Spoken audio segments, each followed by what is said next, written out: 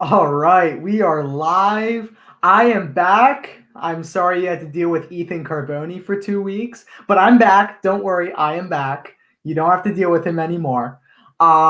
Just kidding. Now he was good. He was great helping us out. So thank you to Ethan Carboni for helping us with the 2 weeks. All right, so before we get started, the game is already in progress. Pardon me. Let's pay the bills. So shop at teespring.com/store/unwrapped. That is our official shop. VIP program at patreon.com/unwrapped sports. That is our Patreon. Make sure to choose the $5 and $10 tier to get the benefits. Gamble at www.mybookie.ag. Code USM for 100% sign up bonus. And rxhemp.com. Code rxhemp-USM for 10% off your order. If you're aching like an Eagles fan today over a game-losing field goal, well, RX Hemp may be for you. That was horrible, but that's okay. Eagles kind of caused back pain for me. That's why I made the reference. Matt, how are you doing today?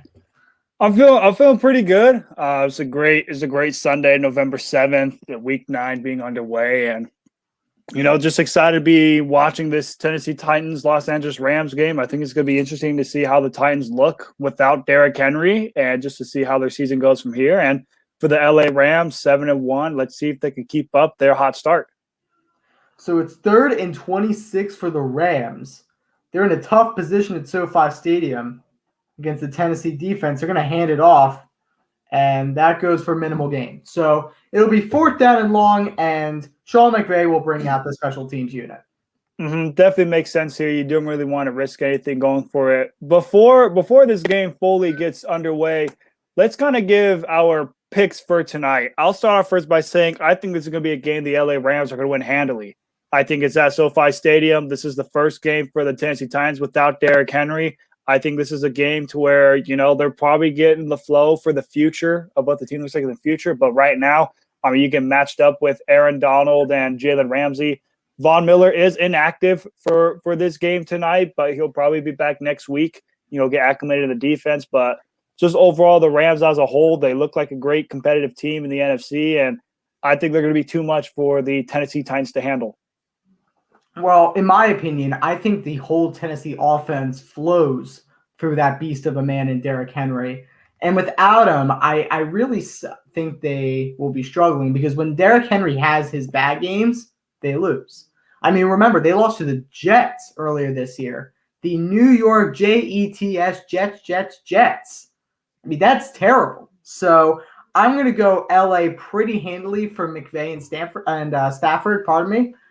I really think that this will be an easy game, like you say, Matt. But we'll find out. Ryan Tannehill will take the field for the first time tonight. We are in commercial break, so what do you want to do, Mr. Wise Cheese Scorer? Well, what we're going to do is we're going to go over some overreactions for weeks 8 and 9. As many of you guys know, there was not a prime time with Hoyt and Wise Cheese for week 8 because it was Halloween night. I had some nice family event stuff. I went to Six Flags Fiesta in San Antonio, Texas. I had myself a blast. I got the crap scared out of me in some mazes. Saw some clowns in 3D, which was very scary, and just overall had a blast. So, but with that being said, some overreactions for the week 8 side of things.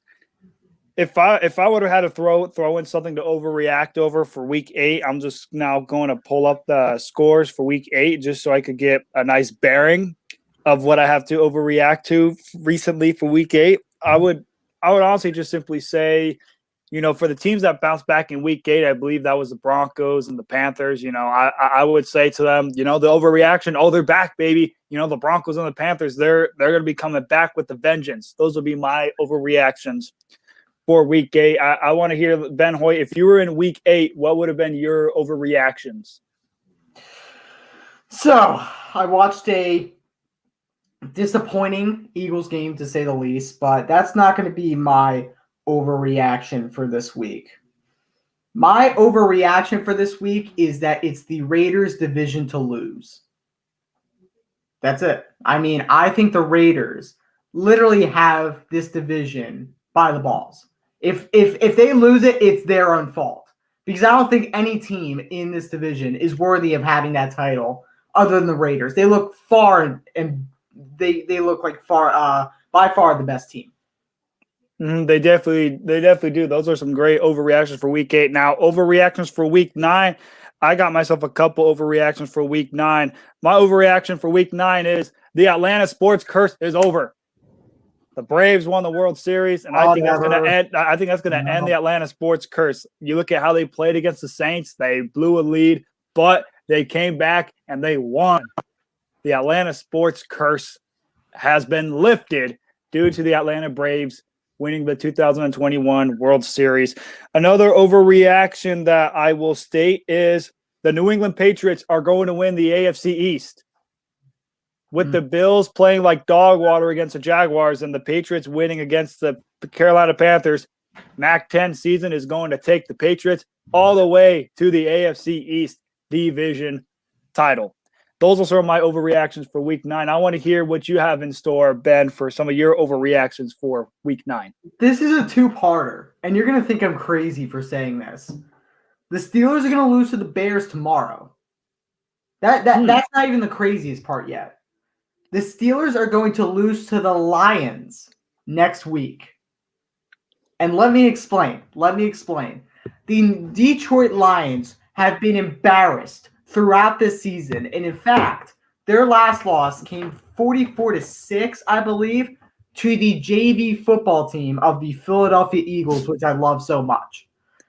I think the Lions are going to come out embarrassed with nothing to lose. And this Steelers team is a mess of a franchise. I believe that the Lions are going to take this one from the Steelers to prove a point. Ooh, I like that. I like that. Hey, sometimes in life you got to be bold. And that's going to be a bold prediction right there. And we got 2nd and 9 here. Play action by Tannehill. Hit as he's thrown. It is picked off. Intercepted by Jalen Ramsey. The Los Angeles Rams defense makes a big play. And when you look at it, what can I say? That's just the Los Angeles Rams front bringing pressure to Tannehill.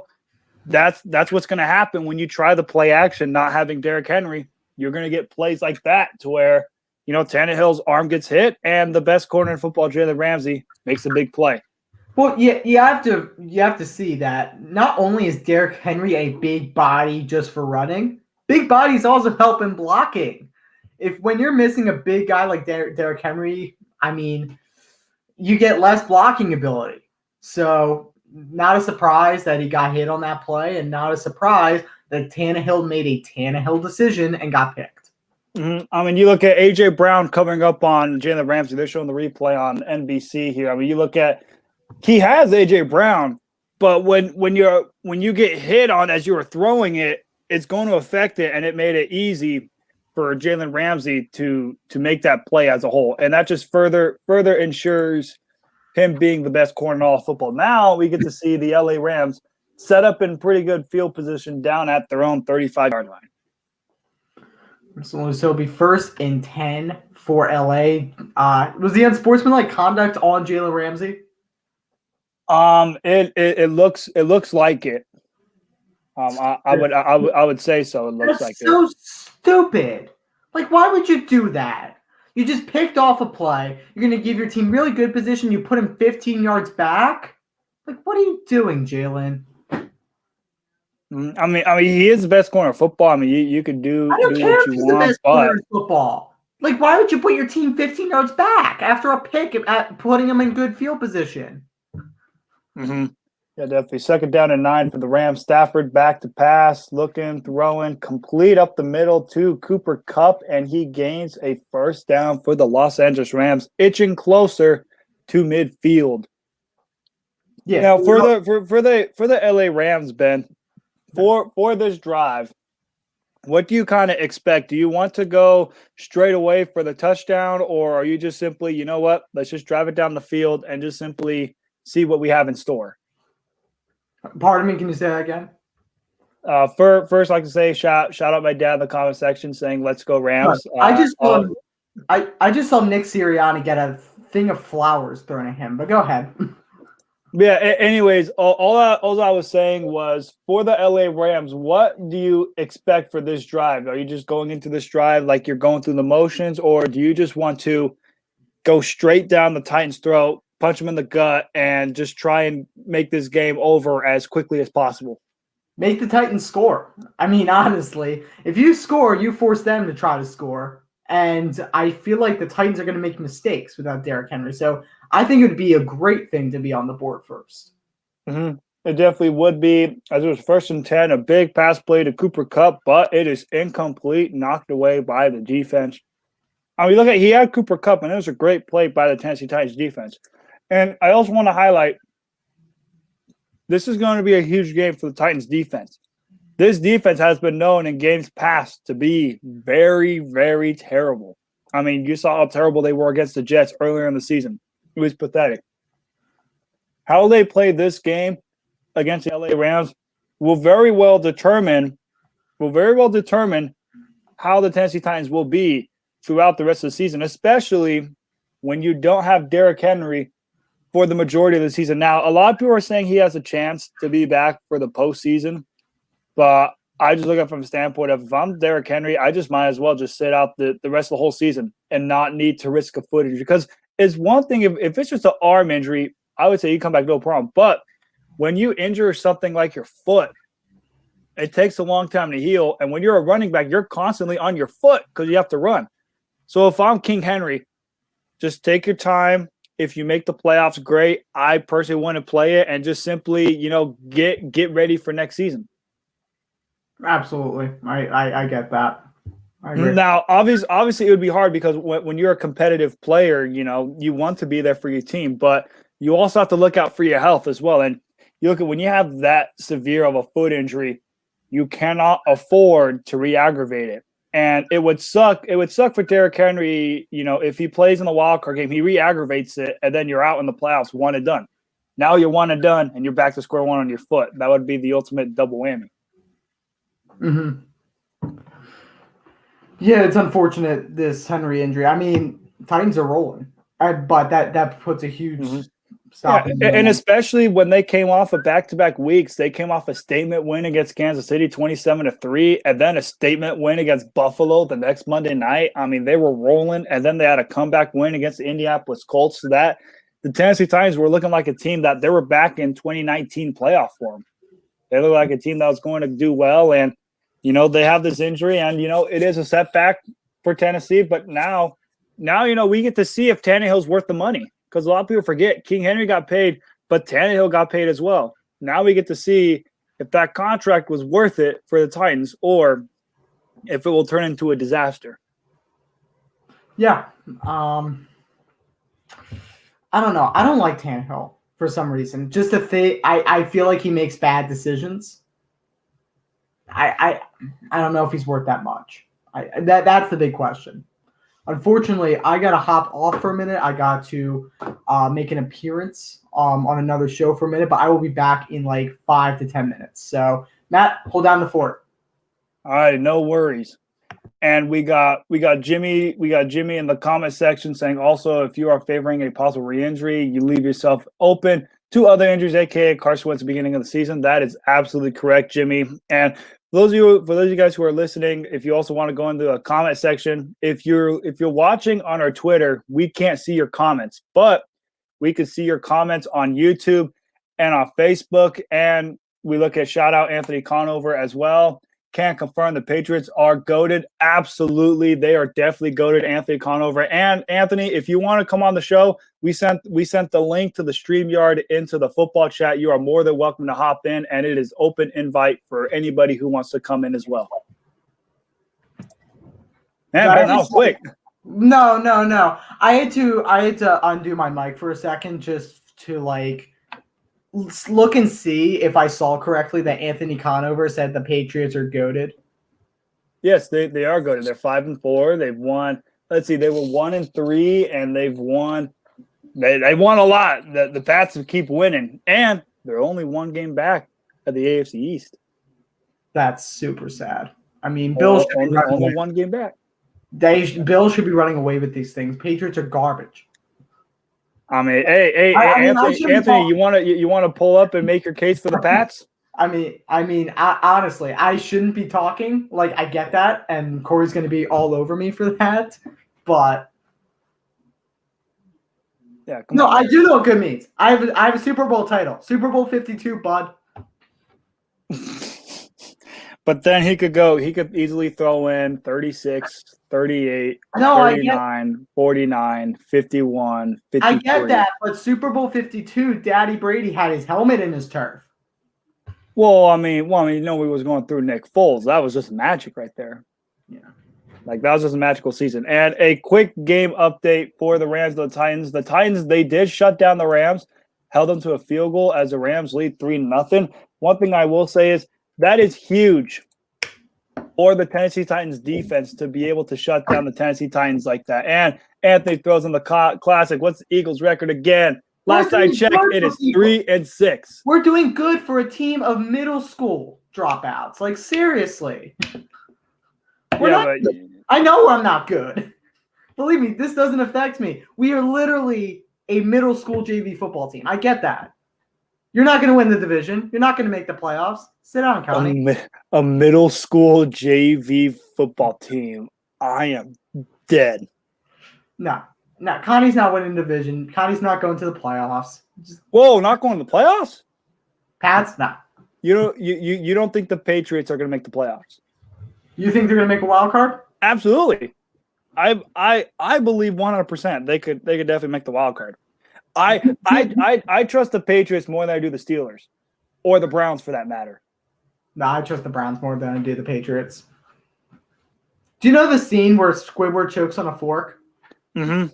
Yeah, that's what I envisioned the Patriots doing in the upcoming weeks. Ooh. Yeah, I know. It is Hurts versus the world in Philly. I get it. Mm-hmm. And Connie threw out there, how much do you want to bet we make the playoffs? What's the offer? I'm not making. I say they're going to. You're gonna trust Mac Jones? No, I don't know. That just seems off to me. I don't trust Mac Jones. I don't trust Mac Jones at all. Okay. I'm gonna hop on that show for real. So I'll see you. All right. No worries. And then we have Jimmy in the comment section. Basically, just Hurts versus the world in Philly. LOL. As we get back not versus me. I love Hurts. See ya. Not versus Ben Hoyt. Okay.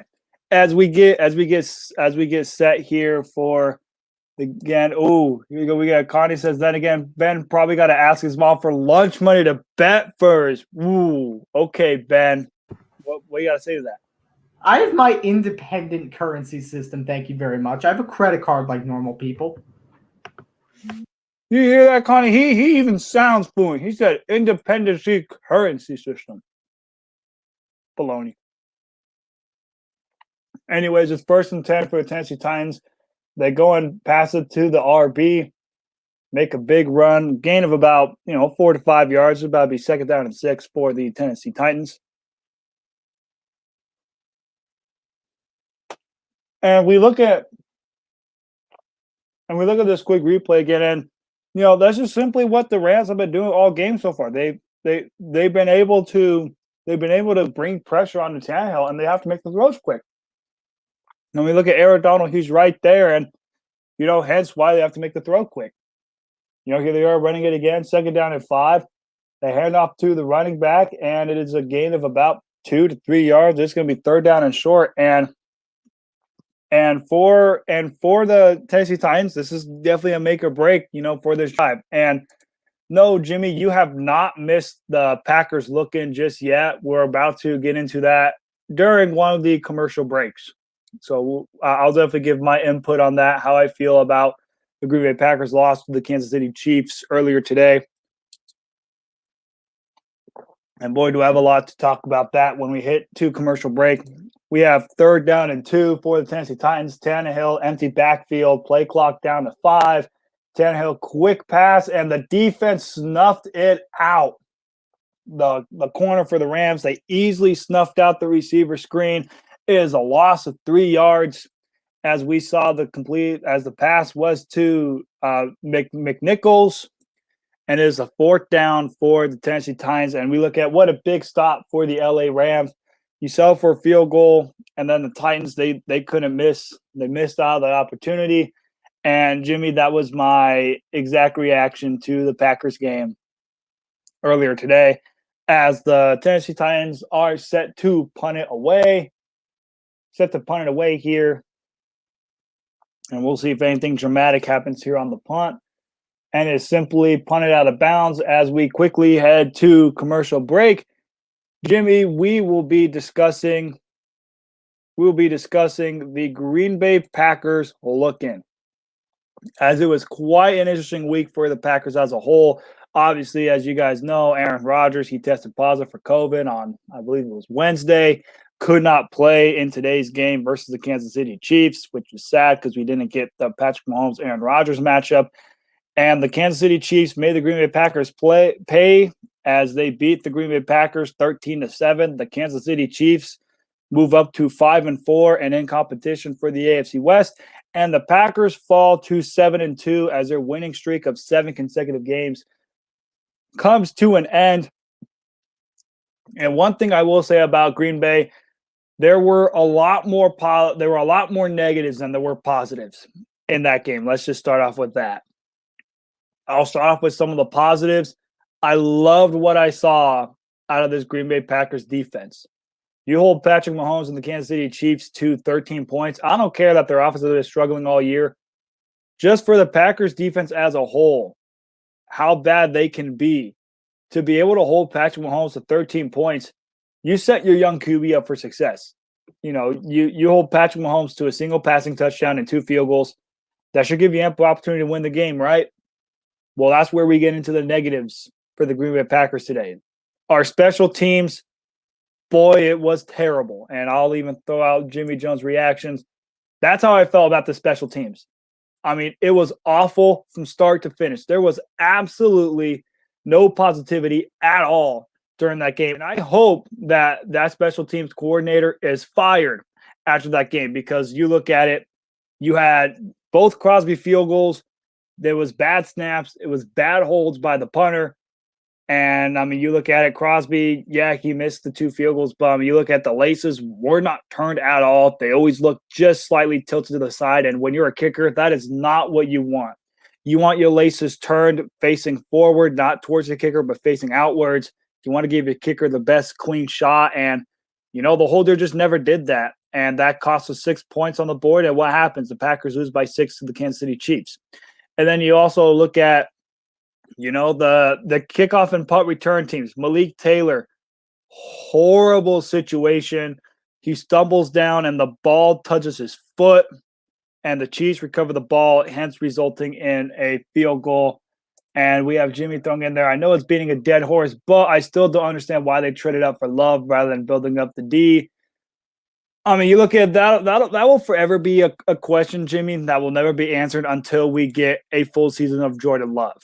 I mean, you look at it, and I will say for Jordan Love today, he had some good moments and he had some bad moments. He had the good moment when he hit that 20-yard touchdown pass to Allen Lazard. I saw some great things in that play. It was a great move by Allen Lazard, but he got himself a touchdown pass. But with Jordan Love, he did miss a lot of throws. You know, a lot of throws that you see Rodgers make with ease, you know, could have been a different situation if he was in the game. But instead, we had to go with Jordan Love, and we knew that. You know, the Packers knew going into the game that, you know, we had to rely on the run game. And the run game, it did work for a little bit, but we couldn't keep it going. And, you know, we just couldn't capitalize. I mean, you look at it, there were just situations in the game to where, I mean, when you're down, when your defense gives you chance after chance, you have to score as an offense. And, you know, we just simply didn't get it done.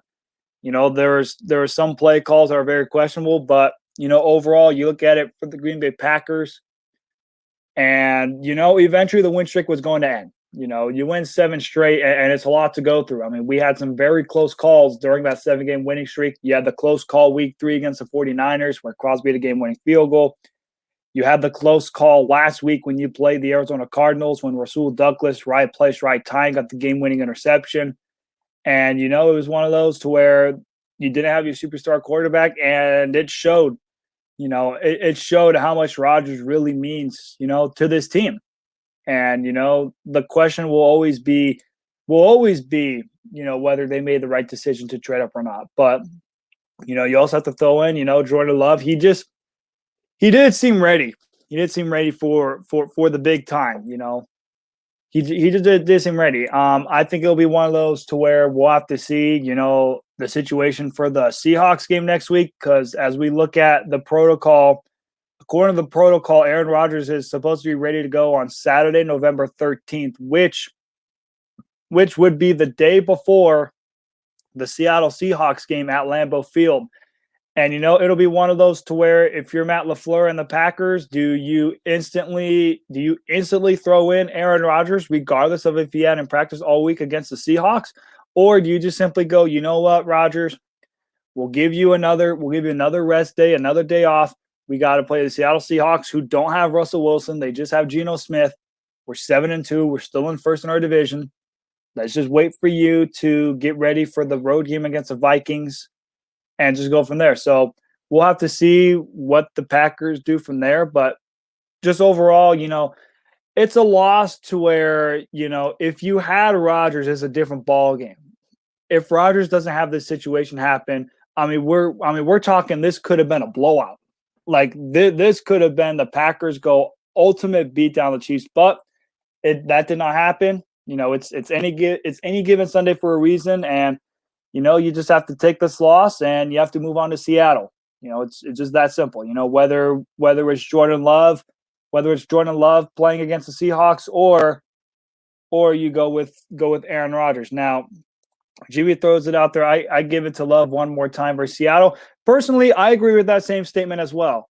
I think if Russell Wilson was the starter week 10, they would have most definitely thrown in Rodgers for week 10. But because the Seahawks starter is Geno Smith, I think you throw in Jordan Love for that one more game against Seattle.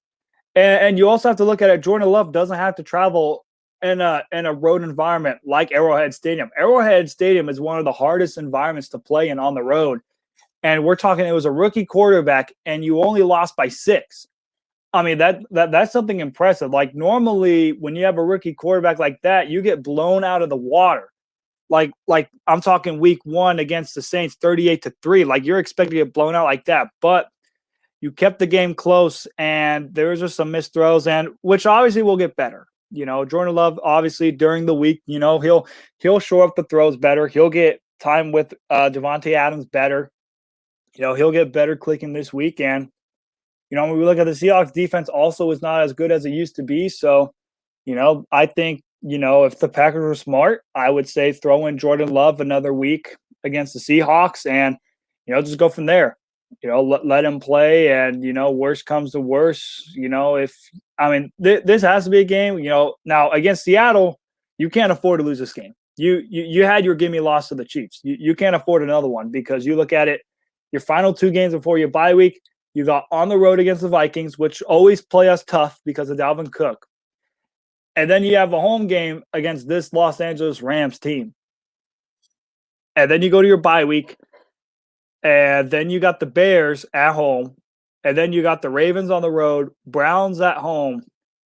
And then you probably got I think, the Vikings again, and then the Lions to close it out. I mean, you got a lot of tough opponents you got to play against.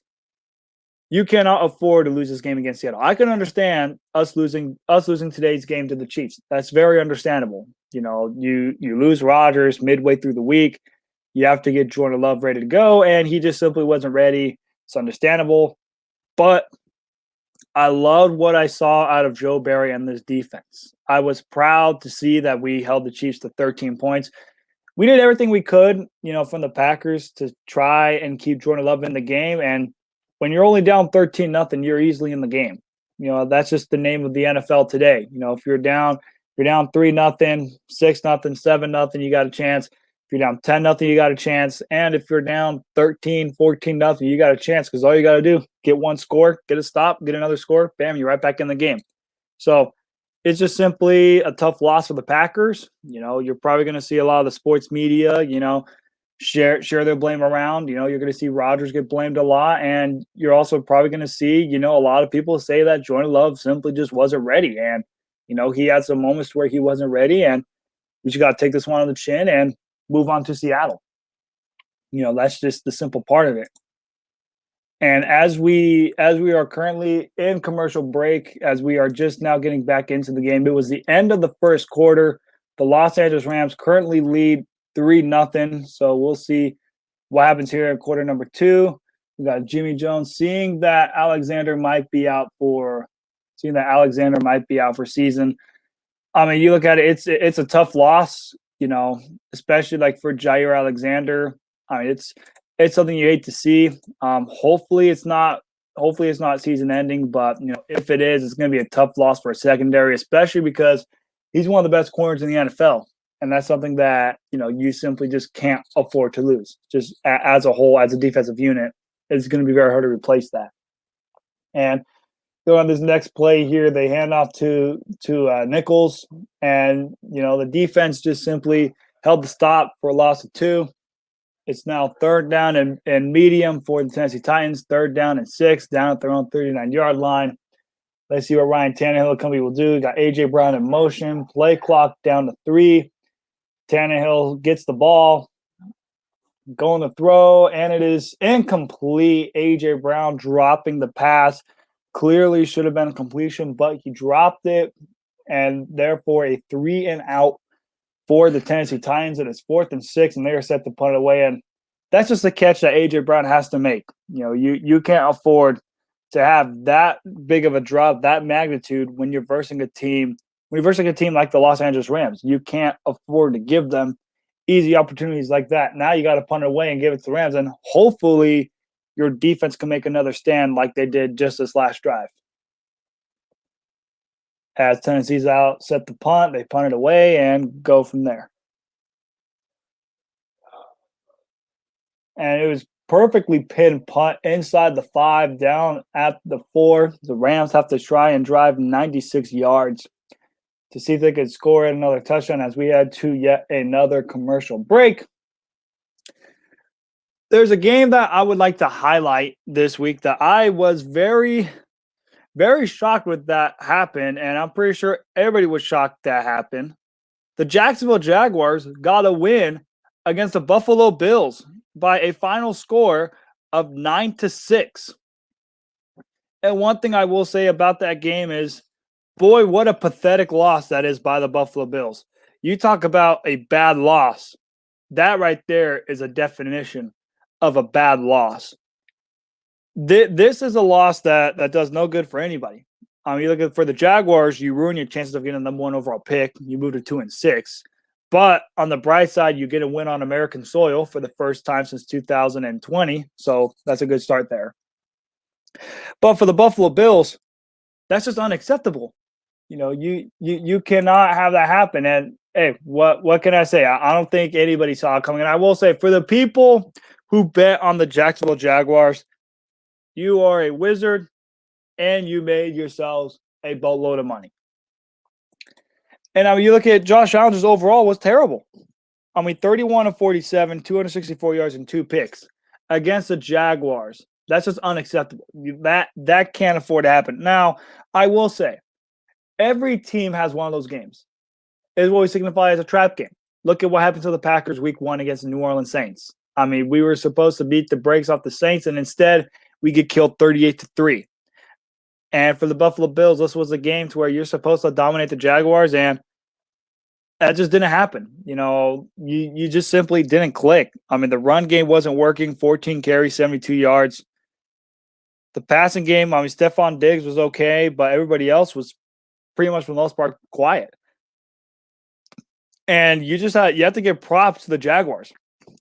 You talk about a team with playing nothing to lose. The Jacksonville Jaguars exemplified that this game. You look at, they lost Trevor Lawrence for 2 plays, but he went 15 of 26, 118 yards, did his thing. Carlos Hyde did good filling in for James Robinson, 21 carries, 67 yards. And you look at, this was just probably one of the most terrible offensive games we've seen. We look at Josh Allen, 2 interceptions and a lost fumble. Lost fumble was huge for him. And you just look at it, that's just a bad loss for the Bills, because the only thing it does is it just simply affects the Bills' standings. It affects the Bills getting home field advantage, and it also affects them in the AFC East, because we look at a lot of people are starting to forget the Patriots are coming. The Pats now are a half a game back of the Buffalo Bills, and they haven't even played each other yet. I mean, look at the Bills. The Bills and the Patriots so far this season have not played each other, and they have to play each other twice, week 13, week 16. So that's a loss for the Bills.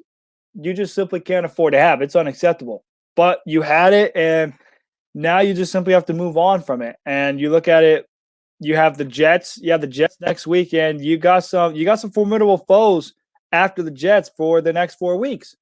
You got the Indianapolis Colts, who can be very on and off. You then have the New Orleans Saints, who have a legitimate chance to be a playoff team, even though they got embarrassed by the Atlanta Falcons. You then got the Patriots week 13, and then you got the Tampa Bay Buccaneers. And the way how you played here, you got no shot against Tampa. So for the Bills, let's see if they can bounce back next week. And for the Jaguars, congratulations on Urban Meyer for getting his second win. And, for the Jacksonville Jaguars, just simply keep on chugging along and, just keep on trying to build a respectable team if you can. And now that we are back from commercial break, we got a nice 7-yard pass from Matthew Stafford to Tyler Higbee. It is 3rd down and 4 as they are inside at their own 10-yard line. We'll see how they could get this play. And quite honestly, this is probably going to be a pass play for Stafford. And this is kind of one of those drives where you have to get a first down because you don't want to punt deep in your own territory. We see Stafford. He's got his running back there to block him. Gets the snap away. Stafford looking to throw. And he just gets it away, and it's intercepted by the Tennessee Titans. And talk about a disaster there for Stafford. It looks like he was about to get a safety. He just threw it as a prayer. And the Titans defense, luckily there, right timing, right moment, they get the interception, and they are easily set up inside the 5. I mean, you look at it, you had to throw it if you're Stafford, and it just so happened it went in straight to the linebacker's hands. Now the Tennessee Titans are set up in business. They're down at the 5, and now let's see if they can cash it in. As it was intercepted by the linebacker Longat. They're down at the 2-yard line. And, if you're Tannehill, you just simply hand it off to Adrian Peterson or McNichols and go from there. And what a huge break that is for the Tennessee Titans. I even stated before that this defense has to step up. The defense has stepped up and made a big play. Now let's see if the offense can cash it in for the touchdown. As let's look, it's the play action pass wide open for the Tennessee Titans. It is the tight end, Mr. Radones, as the Tennessee Titans take the lead over the Los Angeles Rams 6-3. It is now setting up for the PAT. And what a great job that is for the play action. Clearly, the Rams were expecting a run on that play. Play action pass, and it was very successful. The Titans, they kicked the extra point. It is good. As the Tennessee Titans lead the Rams 7-3, and they capitalize on the interception throw by Matthew Stafford. And now let's see if the Titans defense can make another big play. And as we hit in yet another commercial break, they're highlighting the play. I mean, you look at it was great pressure by the Titans defense. They finally get pressure up front on Stafford. And I believe it was their D tackle Simmons. He gets in, almost forces the safety. I mean, Stafford was screwed either way. He was either going to get a safety or just throw a prayer and see what happens. He coincidentally threw a prayer, and it just so happened the Titans defender was right there and ran it all the way to the 2-yard line.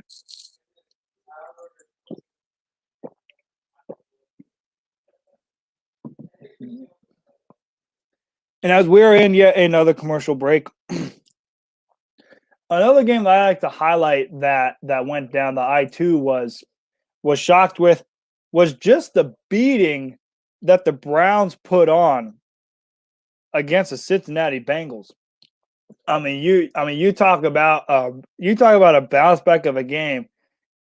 The Browns went from getting embarrassed by the Steelers last week to beating the brakes off the Bengals 41-16. And who needs OBJ when you got Donovan Peoples-Jones?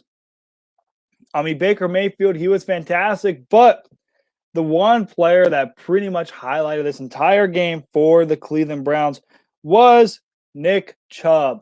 14 carries, 137 yards, 2 touchdowns, highlighted by the 70-yard touchdown run. What a huge win this was for the Cleveland Browns, especially coming off your embarrassing loss to the Steelers last week at home. You go into Cincinnati, just recently releasing OBJ, and you put on this kind of a show. It is very impressive to see. And you look at Denzel Ward, snatched Joe Burrow's ankles, ran it back for a 100-yard pick six. And just overall as a whole, it was a great statement win by the Cleveland Browns. It keeps them in the playing field for second in the division. Obviously, we see the Baltimore Ravens win today. They're 6-2. They have a big cushion in that division. But, overall as a whole for Cleveland, great bounce back game, and Baker Mayfield had a solid game. 14 of 21, 218 yards, 2 touchdowns, was not a liability, didn't turn the ball over, and highlighted by Donovan Peoples-Jones, 2 catches, 86 yards and a touchdown, and just overall a well balanced attack. I mean, you had 14 passes, 23 rushing attempts. The Browns went back to their formula that had success. Don't let Baker Mayfield throw the ball a lot. Give it to Chubb. They gave it to Chubb, and it worked wonders. Now, for the Cincinnati Bengals, on the other hand, this was just an overall embarrassing loss. I mean, at home, you lose by 25 points to your division rival. That's rock bottom. And Joe Burrow had a terrible performance. 28 of 40, 282 yards, 2 picks. That's unacceptable. You cannot have that happen. Now, Joe Mixon had an okay game, 13 carries, 64 yards, 2 touchdowns. That's great. We like to see that, but just overall as a whole, an unacceptable performance by the Cincinnati Bengals. And I mean, you look at ever since the Bengals were off to a hot start, they've really cooled off. Ever since they started off 3-1, they've been 2-3, below 500 the last 5 games or so. And for the Bengals, let's see how they bounce back, because I mean, you look at it, they came out of the gates red hot. Not a lot of people expected the Bengals to be this hot, but ever since their loss to the Green Bay Packers back in Week 5, they've been in the dumpster as of late. And we got Michael Lawson, the boys. How we doing tonight? We are doing great, Michael. Thank you for asking. And just for anybody in the YouTube comment section, if you'd like to join in, you are more than welcome to. It is an open invite for anybody who would like to come in and talk some football. And just overall, the Bengals, ever since they came off that statement win, I mean, you look at, they start off the season, they were 1-1, they were 3-1, 3-2. Ever since they were 5-2 with that statement win against the Baltimore Ravens, 41-17, they haven't recovered. They simply have not recovered since that loss. Since that loss to the Baltimore Ravens, since that win of the Baltimore Ravens, they got embarrassed by the Jets last week. You thought they would play better, but they get embarrassed by the Cleveland Browns. And we have another big situation going on as the Tennessee Titans. They get an interception as back-to-back interceptions by Matt Stafford. It is a pick 6 by Kevin Byard to the house. The Tennessee Titans, this defense makes another great play. They are now up 14-3 against the LA Rams, and just terrible luck for Matthew Stafford. I mean, you talk about, you get intercepted because the defense brings pressure. You have to throw it out of your own end zone. And now you come back after that, and you come away with throwing yet another pick, and then you throw a pick 6 on top of that. I mean, you just look at it, they're replaying this. Matthew Stafford just simply didn't see Byard. I mean, you look at it, the times they bring the blitz, Stafford throws, and Byard clearly read him like a book. And, it's a pick 6. And for the Rams, they have to get things in gear, because so far the Tennessee Titans, man, this defense has stepped up the last 2 plays. And, for Stafford, he needs to pick his game up. That's 2 consecutive drives. You've thrown an interception. That's unacceptable. And, we'll see if the Rams could get it back together. But so far, these last 2 plays have been very unacceptable and very unlike the Rams offense that we have seen this season. As the Tennessee Titans set to kick it off back to the LA Rams after that pick six that they had. And, if you're the Tennessee Titans, this is exactly what you want. You want to bring the pressure to Stafford. You want him to make terrible decisions. And these last two plays that Stafford has done has shown it. Simmons bringing pressure in the end zone. Stafford forcing a pass led to an interception. Then led to the play action pass to the tight end for a touchdown. And then the next drive, you'd think the Rams would bounce back, recover after that. And then Stafford throws a pick six to Byard, who clearly read the quarterback's eyes. And you go from being up 3-0 down 14-3 in a blink of an eye. And we'll see what the flag is on. And let's see if the Rams can get back to what worked for them in the first drive. Let's see if they can keep running the ball with Henderson. Getting the Stafford to Cup connection back, and let's see if they can bounce back, because right now it's not looking good for the LA Rams, and they have to get it together quick, because if they don't, this game could get ugly really fast.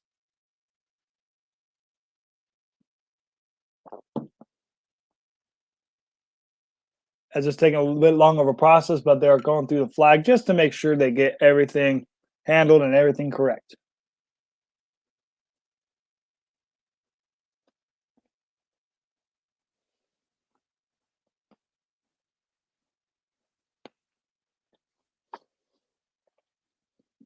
And with the long pauses, the personal foul on the LA Rams, so the ball has to be moved back instead of being a touchback.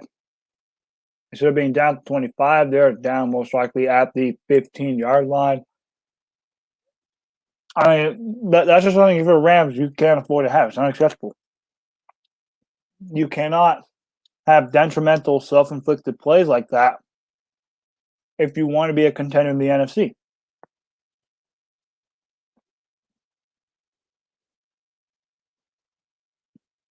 If you want to be a contender in the NFC, like Tampa Bay, you can't have self-inflicting plays like what you just showed right now. That's just unacceptable. You doing good, Score? Yep, doing good, Ben. I mean, ever since you've been gone, the Tennessee Titans defense have stepped up. They picked off Stafford. The first time. They ran it to the 2-yard line. Tannehill had the play action pass to the tight end. And then just after that, he just threw a pick six, and the Tennessee Titans lead 14-3.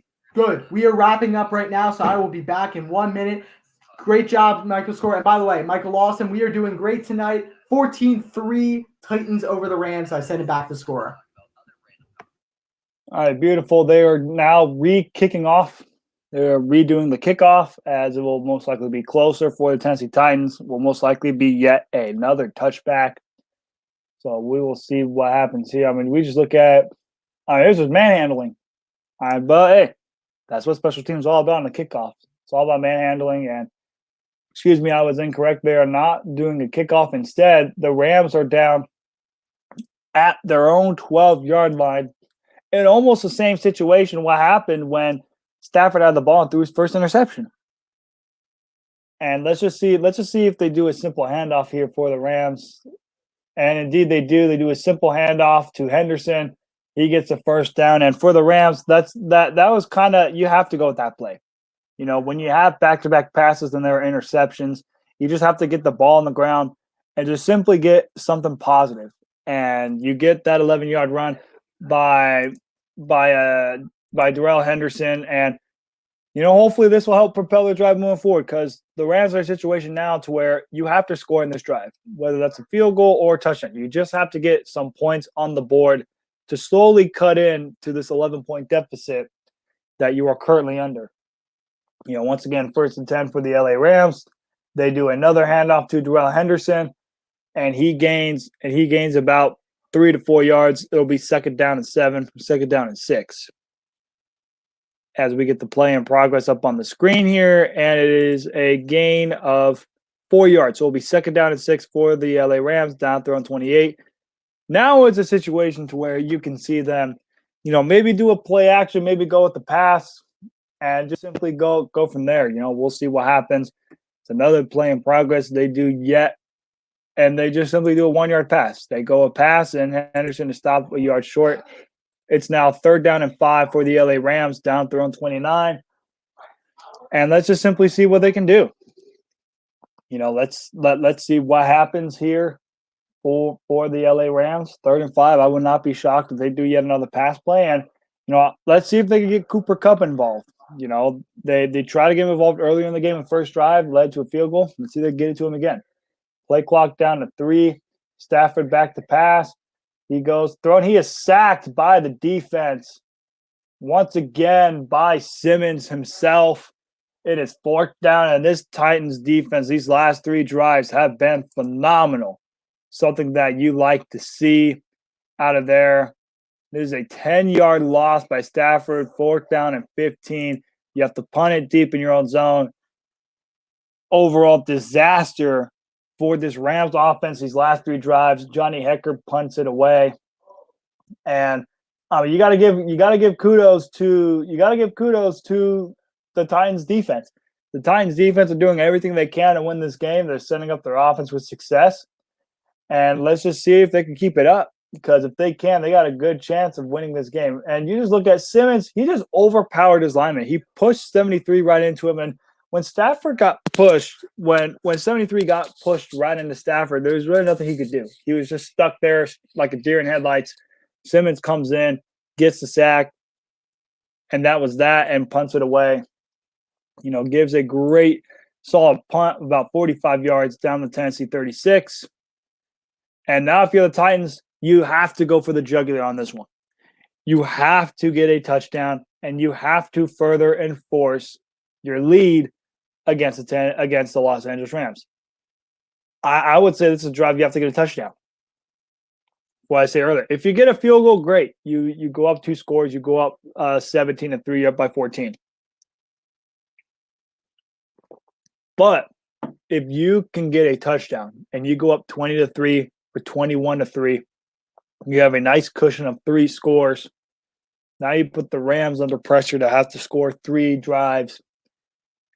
And that's just something that you want from Tennessee. And, one thing is for certain. If the Tennessee Titans defense can keep on playing the way that they have been the last 3 drives for the other Rams, they could still very well be a sleeper in the AFC, especially with the Bills losing against Jacksonville. This could very well be a game to where if the Tennessee Titans could win, this could be a huge game that could have home field advantage implications.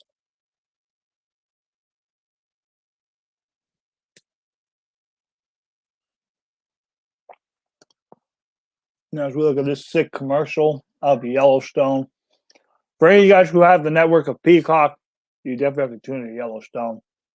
It sounds great. I personally don't have it, but if you guys have it, definitely check that out and go from there. And see, while we're on another quick commercial break, another game I like to highlight is the Denver Broncos against the Dallas Cowboys. And what a statement win that is for the Broncos. I mean, you're going to this game, everything against you. Yeah, Dak Prescott returning. You were struggling as a team. And you go into AT&T Stadium and you beat the brakes off the Dallas Cowboys. I mean, this game wasn't even close. I mean, you look at this was a game to where the Broncos, they had a 30-0 lead. 30-0. I mean, you're talking about a brutal beatdown. That right there, my friends, is a definition of a brutal beatdown. And that if you're the Cowboys, that's just a pathetic loss. You're at home, you have Dak Prescott back, and you play that bad. Boy, it's unacceptable. You have to bounce back next week. And if you're the Broncos, that's a huge win for you because that puts you right in the thick of the race for the AFC West, which could be anybody's as we look at Teddy Two Gloves. That's correct. Teddy Two Gloves had a good performance, and you look at with that Broncos win, that leaves the AFC West wide open for anybody. Chargers are 5-3, Raiders are 5-3, Chiefs are 5-4, Broncos 5-4. this point through 9 weeks, AFC West is wide open for anybody. And that's because the Broncos got that huge statement win over the Dallas Cowboys. And if you're the Cowboys, and if Michael, if you're still in the comment section, I like to hear what you have to say. But I mean, that's just a pathetic loss. You cannot have that, especially when you're a team that's trying to compete in the NFC and trying to get in, trying to have a top seed in the NFC. You can't afford to have bad losses like that against the Denver Broncos during the season. And as we look at for the LA Rams, they make a big play with 2nd and 2. And then they have a big loss on the play. This Rams defense stepped up big. And none other than the man, Jalen Ramsey, reads it perfectly, perfect execution, tackles Johnson for a loss of 7. You go from a 2nd and short to now a 3rd down and a long 9 yards. All right, I'm back. All right, Ben, you're back. 3rd down and 9 for the Tennessee Titans. Play clock down to 5 for Ryan Tannehill. And it looks like the Rams have jumped offside. It looks like it's ref signaling offside. And now instead of being 3rd and 9, it will be 3rd down and 4. And Ben, I was just talking about the Cowboys and Broncos game to where the Broncos put on the ultimate beatdown of the Cowboys. Now the score says 30-16, but at one point in the game it was 30-0. Yeah. As a fan of an NFC East rival, the Eagles, how joyous was it seeing the Cowboys get killed at home by the Denver Broncos? I mean, it's fun. We're not going to win the league this year. It would have been more fun if we were contending to win the league. I mean, that's just coming from my thing as an Eagles fan. As a fan of the game of football, I'm ecstatic to see the Cowboys get spanked, especially by Teddy Bridgewater, who, by the way, I believe is an underrated quarterback. I still think he's pretty good. But, Dallas scored garbage time points. That's the only reason, the score shows like that. It literally could have been 42-0 if the Broncos kept going. Mm-hmm. Definitely could have been. And then a big pass play here by Ryan Tannehill to Westbrook Hyde, which is probably pronounced incorrectly. We're getting 14 yards, and they're moving it down the field. I mean, Ben, these last 2 drives by the Tennessee Titans have been very impressive. This defense has been great for the Tennessee Titans. They had an interception off of Matt Stafford, returned it all the way to the 2-yard line. Titans cashed it in for a touchdown. And then the next drive, they get a pick 6 to go up 14-3. And then they hold the Rams to another punt. And now they're here in a situation, a chance to go for the jugular. I stated and said this is a must-score touchdown for the Titans to go up big. What is your situation, Ben? If you're the Tennessee Titans, you're 2nd down and 10, down at the Rams 34. How important is it for you to get this touchdown and possibly go up by 18? Yeah, well, you got to get points on the board. You can't make silly mistakes like the Rams are making. You have to, play above the Rams as they make a pretty good screen pass that kind of got blown up. But don't make mistakes. Get points on the board. Don't be stupid. And if you keep doing that, I mean, the Rams are going to be desperate, and they're going to force stuff that'll make more mistakes. So as long as you keep putting up points on the board, you should be fine.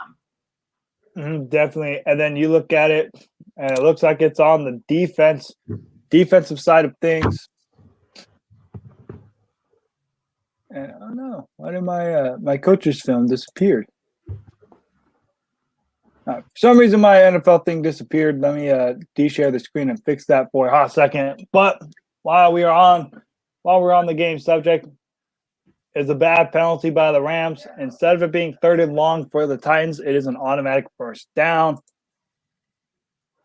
Yeah, I don't know why you're arguing with that. Did they call that a holding or a face mask? Because it could have been both. I think they called holding on it. Yeah, that was handed off to. That was a face mask too, by the way. So you could have got the call for 2 things. Yeah, and they handed off to Adrian Peterson. He does not gain any yardage one bit. He gains about a yard, maybe 2, but super still in the slim. league? Yes, they just signed him after Derrick Henry got hurt. Jeez. All right. Yeah, the man is 5th all time for the rushing yards leaders, he is 5th all time and still kicking. At second down and 10 for Tannehill. Oh, he gets rocked. Yeah, I thought Player gets rocked. Go ahead, Score. Yeah, I was going to say, and then a Titans player, I believe number 80 on the Titans, he just gets rocked by the linebacker. You talk about a perfectly well executed hit. That was a perfectly timed, well executed hit.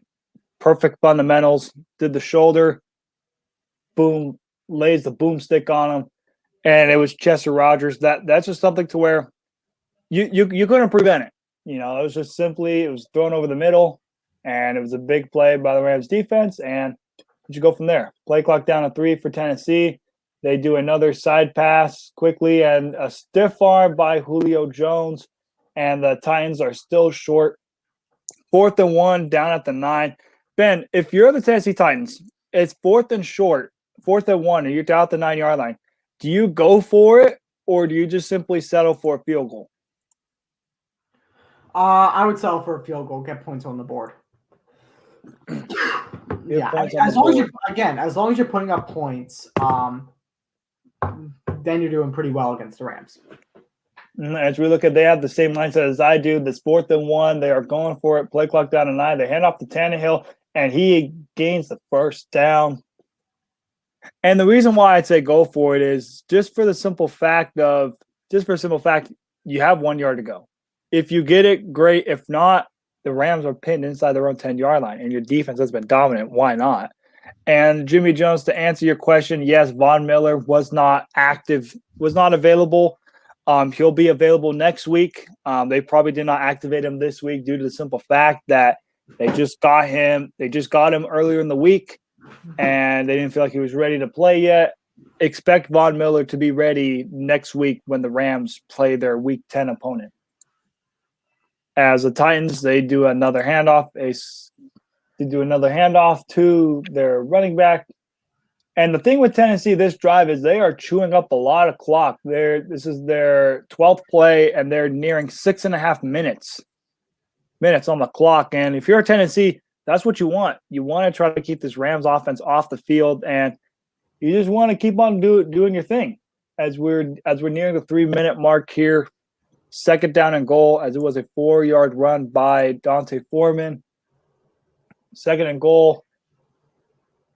And it looks like it's a wildcat formation. They go to run it, and it's short. As it is short, but he gains – I'm not sure what it was. He's down at the 1-yard line. It was a wildcat formation, something that they used to run with Derrick Henry. They still keep it going. As we look at whoever was in the wildcat formation, it was Raduns as an eligible receiver. He ran it, and he gained it all the way up as they're at the 1-yard line, and it was Adrian Peterson. They had Adrian Peterson run the wildcat. It looks like. Yeah, I did. Can you believe that? Adrian Peterson at 35, 36 years old, they had him running as an eligible receiver. And Ryan Tannehill misses A.J. Brown. You look at the play was there. Tannehill just overthrew it. Would not be shocked here if they try and go for it here on 4th and 1. Yeah, push the pile. Push the pile. Let's see if they give it to Tannehill here. Got Mike Vrabel in the classic squat formation. As they do stay on the field, 4th and goal from the 1. You got 2:15 left in the ball game. Tannehill going to take the snap, going in motion as a tight end. They go in, and it looks like the Titans are going to call a timeout. As the play clock was running low, and you look at it. Excuse me, not the Titans. The LA Rams decided to call a timeout. Why would they do that? Well, they probably didn't like their defensive formation, and if you're the Tennessee Titans, I would still run it, because you look at it. If you get it, it's a touchdown. But worst case scenario, if you don't get it, the Rams are pinned at their own 1-yard line. But listen to me for this. First of all, the Titans looked really confused up there. They were draining that play clock down. I didn't think they were going to get it off in time. Second, Who cares if they score on that play? You still have time to punch in your own end zone, but now you just wasted a timeout that could be used for that. Like, I don't get that from McVay. I honestly would just let him score here and then punch it in yourself. We'll see what to do here. It's a play action, and nobody is on the side. It is a touchdown for Ryan Tannehill. Perfectly ran bootleg Trent play action. I mean, you talk about the Rams defense going all in on the run play. They went all in on the run. Tannehill just went the opposite way, and he had daylight green grass. Yeah, that's the biggest mistake the Rams made was calling that timeout. Titans were going to score regardless of what. Yeah, I mean, you look at it, they went play action to Adrian Peterson, and it looked like it backfired miserably for the Rams. The Tennessee Titans now have a lead 21-3. And you also have to look at from the standpoint of I believe, the Tennessee Titans get the ball in the second half. That was so now if you're the Rams, you're down 21-3. You need to get a touchdown this drive. You have to get points. And you have one less timeout to do it for. I don't understand. I'm going to keep saying that again. That timeout play, that timeout call. That was such a stupid timeout from Sean McVay. It definitely was. And while we want a commercial break, we may be an hour into show, but we have not gotten this topic yet. Ben, you're Philadelphia Eagles. Oh, yeah. The floor is yours. Have at it. Eagles looking. What happened? I thought we were going to lose by 2 touchdowns, and apparently we lost by less because actually the offense stepped up today. Hooray for Jalen Hurts. I mean, his running ability and getting out of the pocket was superb today. Passing was pretty good too. I mean, offense didn't look bad. They really didn't. Defense, on the other end, looks like they were a wet newspaper in the city streets of Philadelphia. Like the a wet newspaper. What kind of different newspapers do you have? You have regular wet newspaper, and then what else? Do you have like newspaper in the middle of a sewage pile on Walnut Street in Philadelphia, right near the University of Pennsylvania. Ooh. I mean, it's funny. There's this bar. We use that it's called Wahoo's. They make something called fish tacos. Sounds really disgusting. They closed down. Except everything there was like horribly flooded. For some reason, I don't know if it was sewage or rain, didn't drain well. But that's when I see a wet newspapers on Walnut Street at Wahoo's. But anyway, no, offense looked good. I'm hopeful for that. Defense looks really bad. Chargers are a mess of an organization right now. They lost 2 straight before that and almost lost 3 straight if they didn't kick a game-winning field goal like at the last minute. It's the Raiders division to win there. And we just got to get ready for Denver, which hopefully we can win that week. I know they didn't treat Dallas well, but I believe Denver's still a weak team. And then you still got to play a lot of games, and actually a lot of easy games. You play the Giants, you play the Jets. I believe then you have like a bye week, and then you have to play the Washington football team. For which team? The Cowboys or the Eagles? For the Eagles. I mean, you play Denver next. Then I believe you play the Giants. Then I believe you play the Jets. Then you have a bye week. Yeah, let's see. Let's pull up the Philadelphia, the rest of the Eagles schedule, not the Jets. We want Philly. So the rest of the Eagles schedule is as consistent. You are correct, Ben. It is the Denver Broncos. You then got the New Orleans Saints. You then got the Giants and Jets. Then your bye week. And then you got Washington, Giants, Washington, Dallas.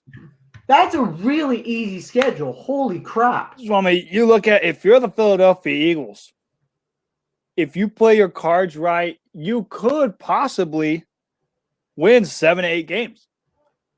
And not only that, but you want Miami to lose because we get their first round pick this year.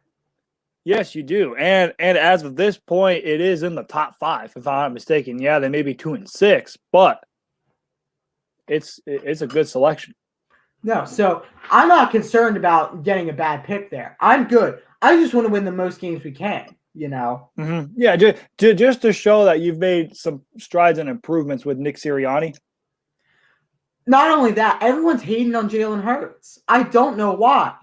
Well, no, I know why. I get it. But would you rather have him or rickety knees Carson Wentz?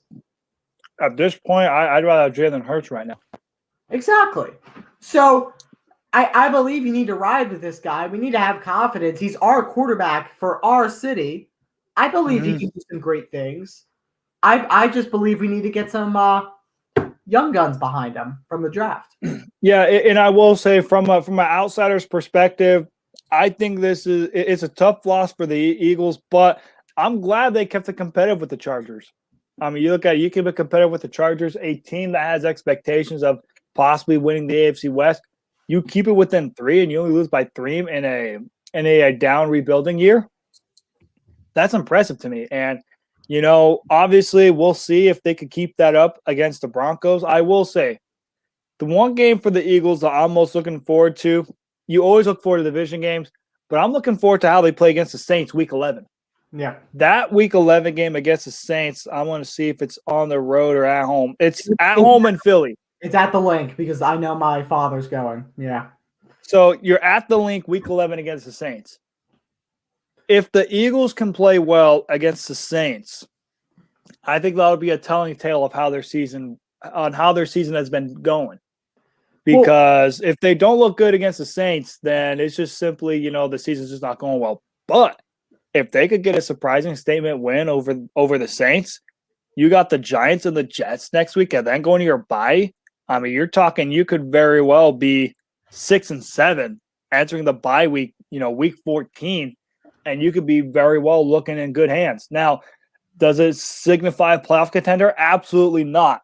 But what it does signify is you made strides compared to last year. Last year was a disaster. You had, 4 wins or 3 wins? Last year, it just was a mess. It was a disaster. And this year, you already have 3 wins through 9 games. And, you have what looks like a respectable 4-game stretch, before your bye week. You got the Broncos, which could be a winnable game. And you look at it, let's see if it's a home game. It's at Denver. It is. But then you got a home game against the Saints. Then MetLife. And then you got 2 straight games at MetLife. That's against the Giants and the Jets, which are 2 easily winnable games. Like you look at the Giants don't look good, and the Jets are a mess. And then you go into your bye week, and then you got Washington at the Link. That looks very favorable. I will tell you right now, and knock on wood that it remains this way. In franchise history, the Eagles have never lost to the Jets, ever.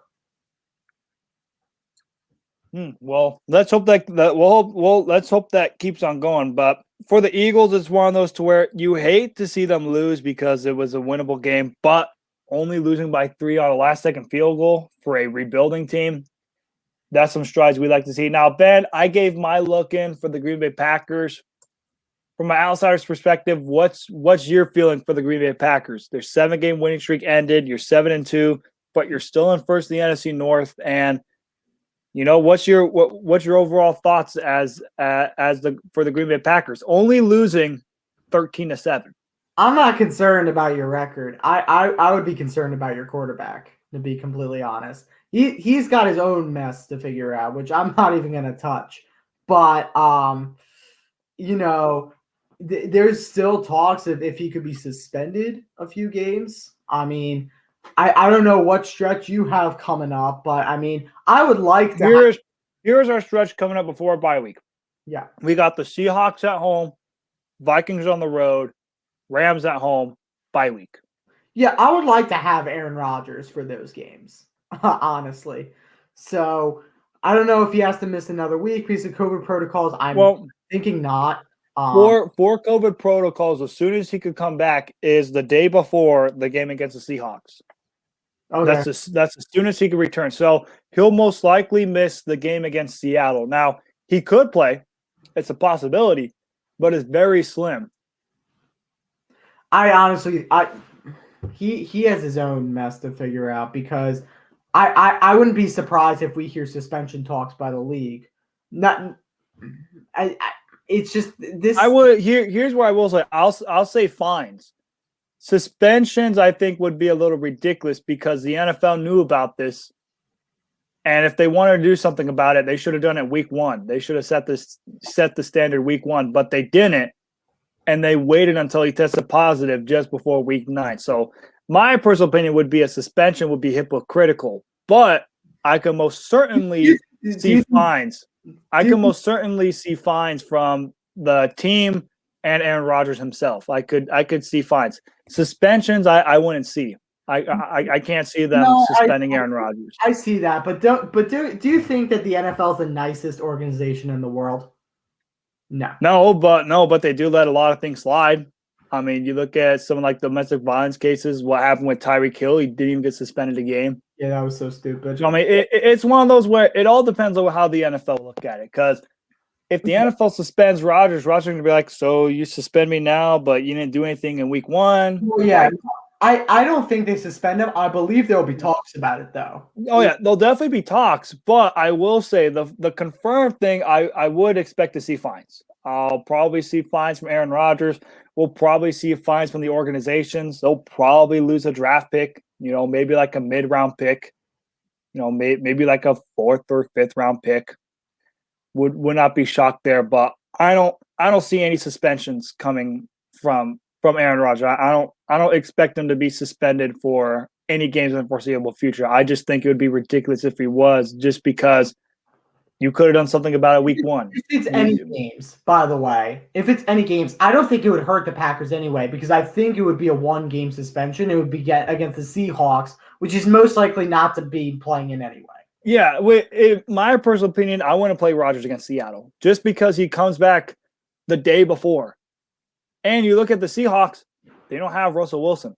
If the Seahawks had Russell Wilson, I would think of it differently. I would say, if Rodgers is ready before Sunday, throw him in. I don't care if he had to practice. Just throw him in. He's Aaron friggin' Rodgers.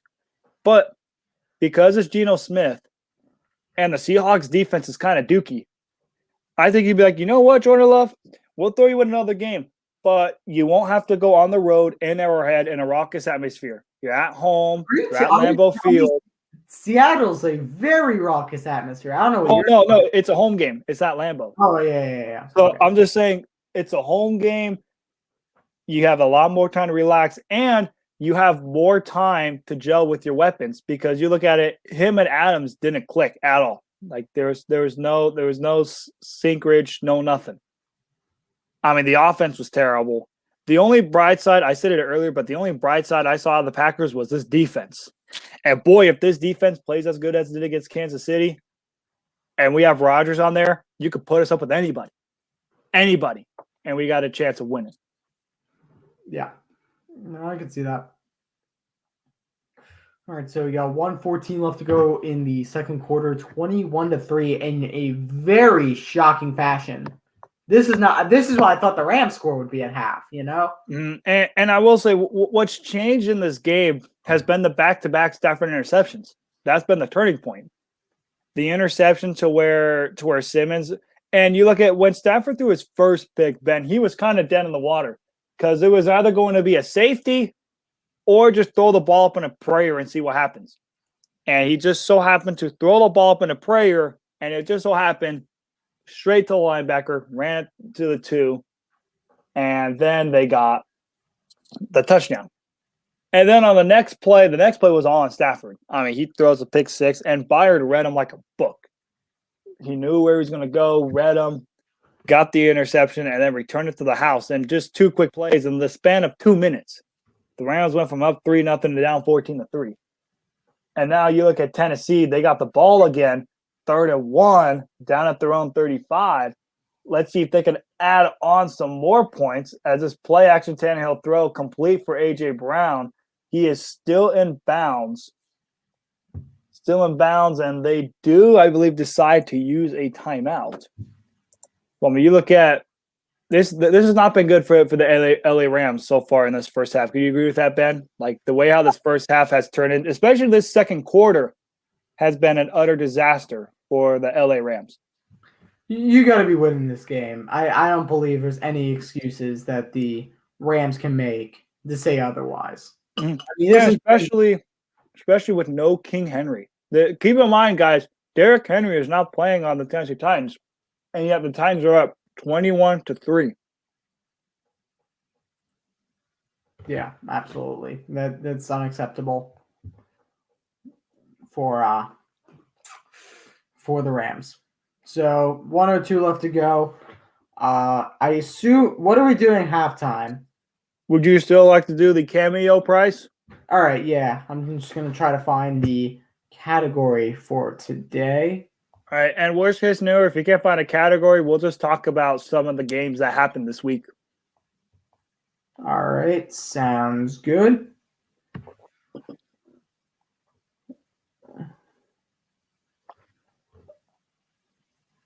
All right, so do we have a game update, Matt?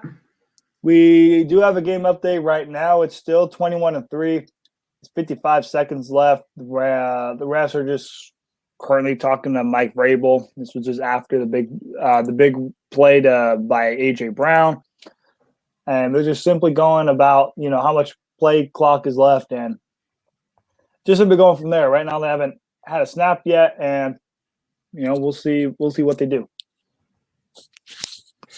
All right, sounds good. I think the category today, because I have some big news of my own, is that we will be starting an unwrapped golf department. Round of applause. I did see that, and I will say I'm impressed. Thank you. I will be at the helm of that. So unwrapped golf content coming our way. So today, in order to celebrate that, we're going to be doing some golf. How about that? Sounds good? I like the sound of that. All I'll be hearing is a 4. That's not the thing you want to be hearing. No, it isn't. Because then that's either one or two things: the ball is shanked, or it's going straight to your window glass and it's going to break. Yep. All right, so 1st down and 10 for the Titans. They do a quick little check down pass, and the Titans here, they're running quick offense here. Quick 5-yard pass to McNichols. 2nd down and 5 for the Tennessee Titans. And it looks like they do call a timeout. They decided not to run it quick. They now have 1 timeout left. They have 48 seconds left. And if you're Tennessee Titans, you have the ball, any points will work. Whether that's a field goal or a touchdown, just for the simple fact of you get the ball back in the second half. I mean, if you could get a touchdown, that's fantastic. If you could go up 27-3, 28-3 at halftime, that's phenomenal. That's something that we like to see. But, if you get a field goal, so what? You're up by 21. That's something you like to see. That's the Titans are in a good position of control right now, especially when you have the ball. You have 48 seconds left and a timeout. You're in great hands as long as you don't turn the ball over. Yeah. And then you look at 2nd and 5 for Ryan Tannehill on the offense. Nice snap. Tannehill going to throw, and he gets sacked, something that you do not want to have happen if you're the Tennessee Titans. Titans is 3rd down. They're letting the play clock run a little slow. And, that's a situation to where, they're in a good position of you're up 18. If you want to get another playoff, great. If not, and you want to go to halftime, then so be it. So we'll see what to do here. And it was just overall, it was great coverage by the Rams defense, and they just came home on the sack. It was Leonard Floyd, it was Aaron Donald, it was everybody. And it looks like they are going to do a pass play. You got Tannehill dumping it off again to McNichols.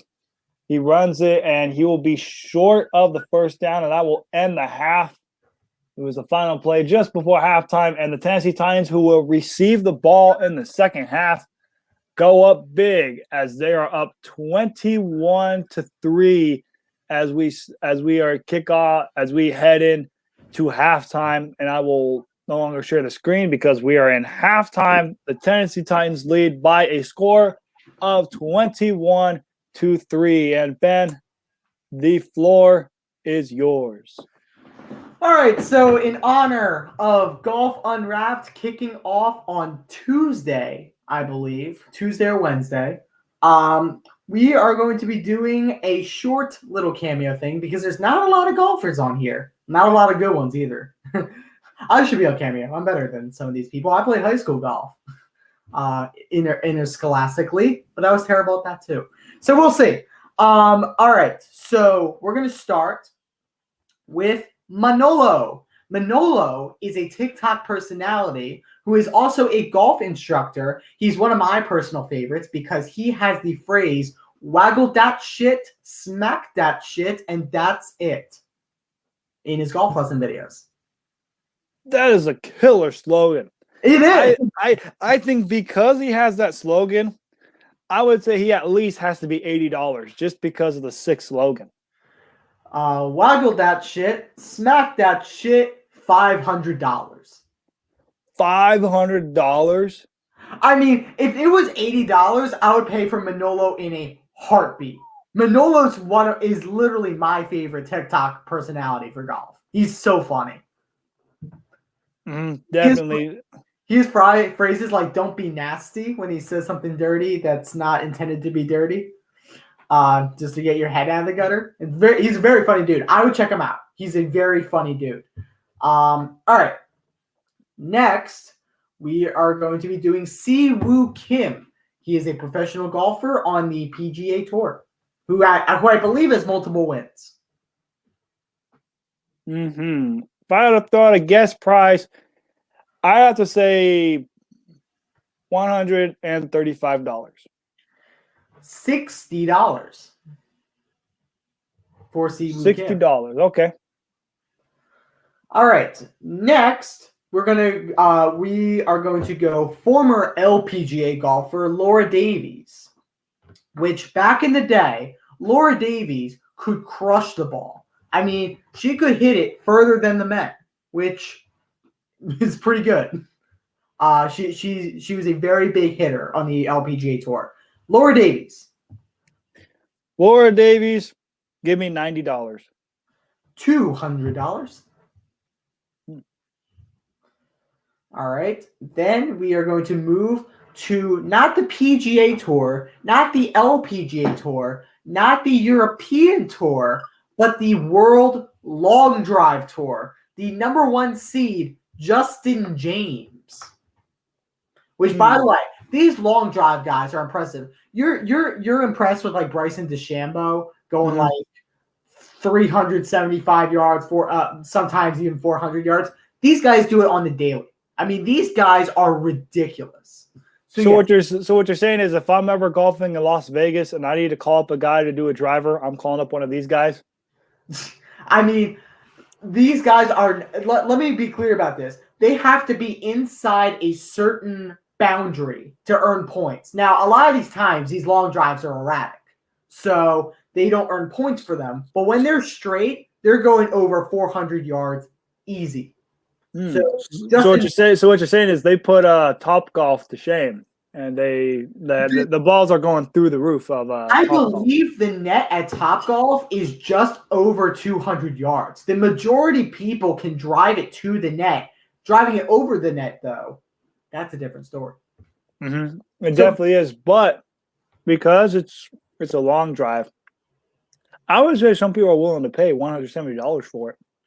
People are going to pay $30 for it. That's talk about way off. That's way off.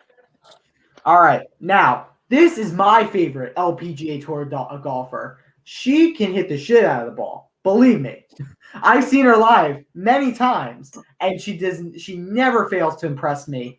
Lexi Thompson, who I believe is a major champion. I believe she won the LPGA Inspiration, I believe that's the tournament called. She's a runner-up to the U.S. Open this past year.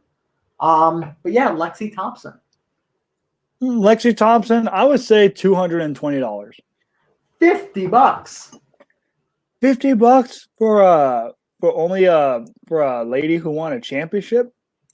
I mean, That's a deal. Not a championship. She's won many events on the LPGA Tour. Exactly. That's what I'm saying. $50 for that? Sign me up. All right. Next, let's take a look here. All right. There's definitely. All right. Let's do this. This is an LPGA legend, Annika Sorenstam. She's won many majors in the LPGA in the 90s and early 2000s. I'm gonna say $70. $200. All right. I believe the next guy I have on my list is the greatest golfer ever to not win a major. So I believe he's never won a major. Colin Montgomery. Colin Montgomery, man. No, I think if I had to do a Colin Montgomery, I would say 100. No, since he either won a major championship, I'm going to say 110. Ooh, you were 50 off. $160. $160. All right. All right. So now we go back to the last page, and there's a few more I want to do. This is not Phil Mickelson, but I believe this is his brother. Tim Mickelson, who is his caddy. Tim Mickelson. I would say if it's Tim Mickelson, I'm going no higher than $75. He is $39, which is pretty fairly priced.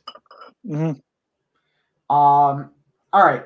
Next, we are going to do Luke Donald. Luke Donald is a multiple-time winner on the PGA Tour. Legend in his own right. And I believe he's made several Ryder Cup teams. I would say $139. You were $10 off. $149. All right, now we go to our last two. This guy won the PGA Championship and the British Open. Those were his only two majors, but yet he's one of the most famous golfers of all time. Can you guess who it is? In fact, in his last tournament that he played in on the PGA Tour, I believe he needed to be driven around on a cart. Do I have to guess a golfer or just the price? Do you know the golfer? No, I don't know who the golfer is. Let's see if you know the name John Daly. I've heard of him. I heard of John Daly before. So John Daly is on the senior tour now, and I believe he's playing this week at the Timber Tech Championship in Boca Raton, Florida, the course I will be playing in February. Ooh, look at you playing up in the Boca Raton, Florida. So yes, John Daly. John Daly, I would say $320. $750.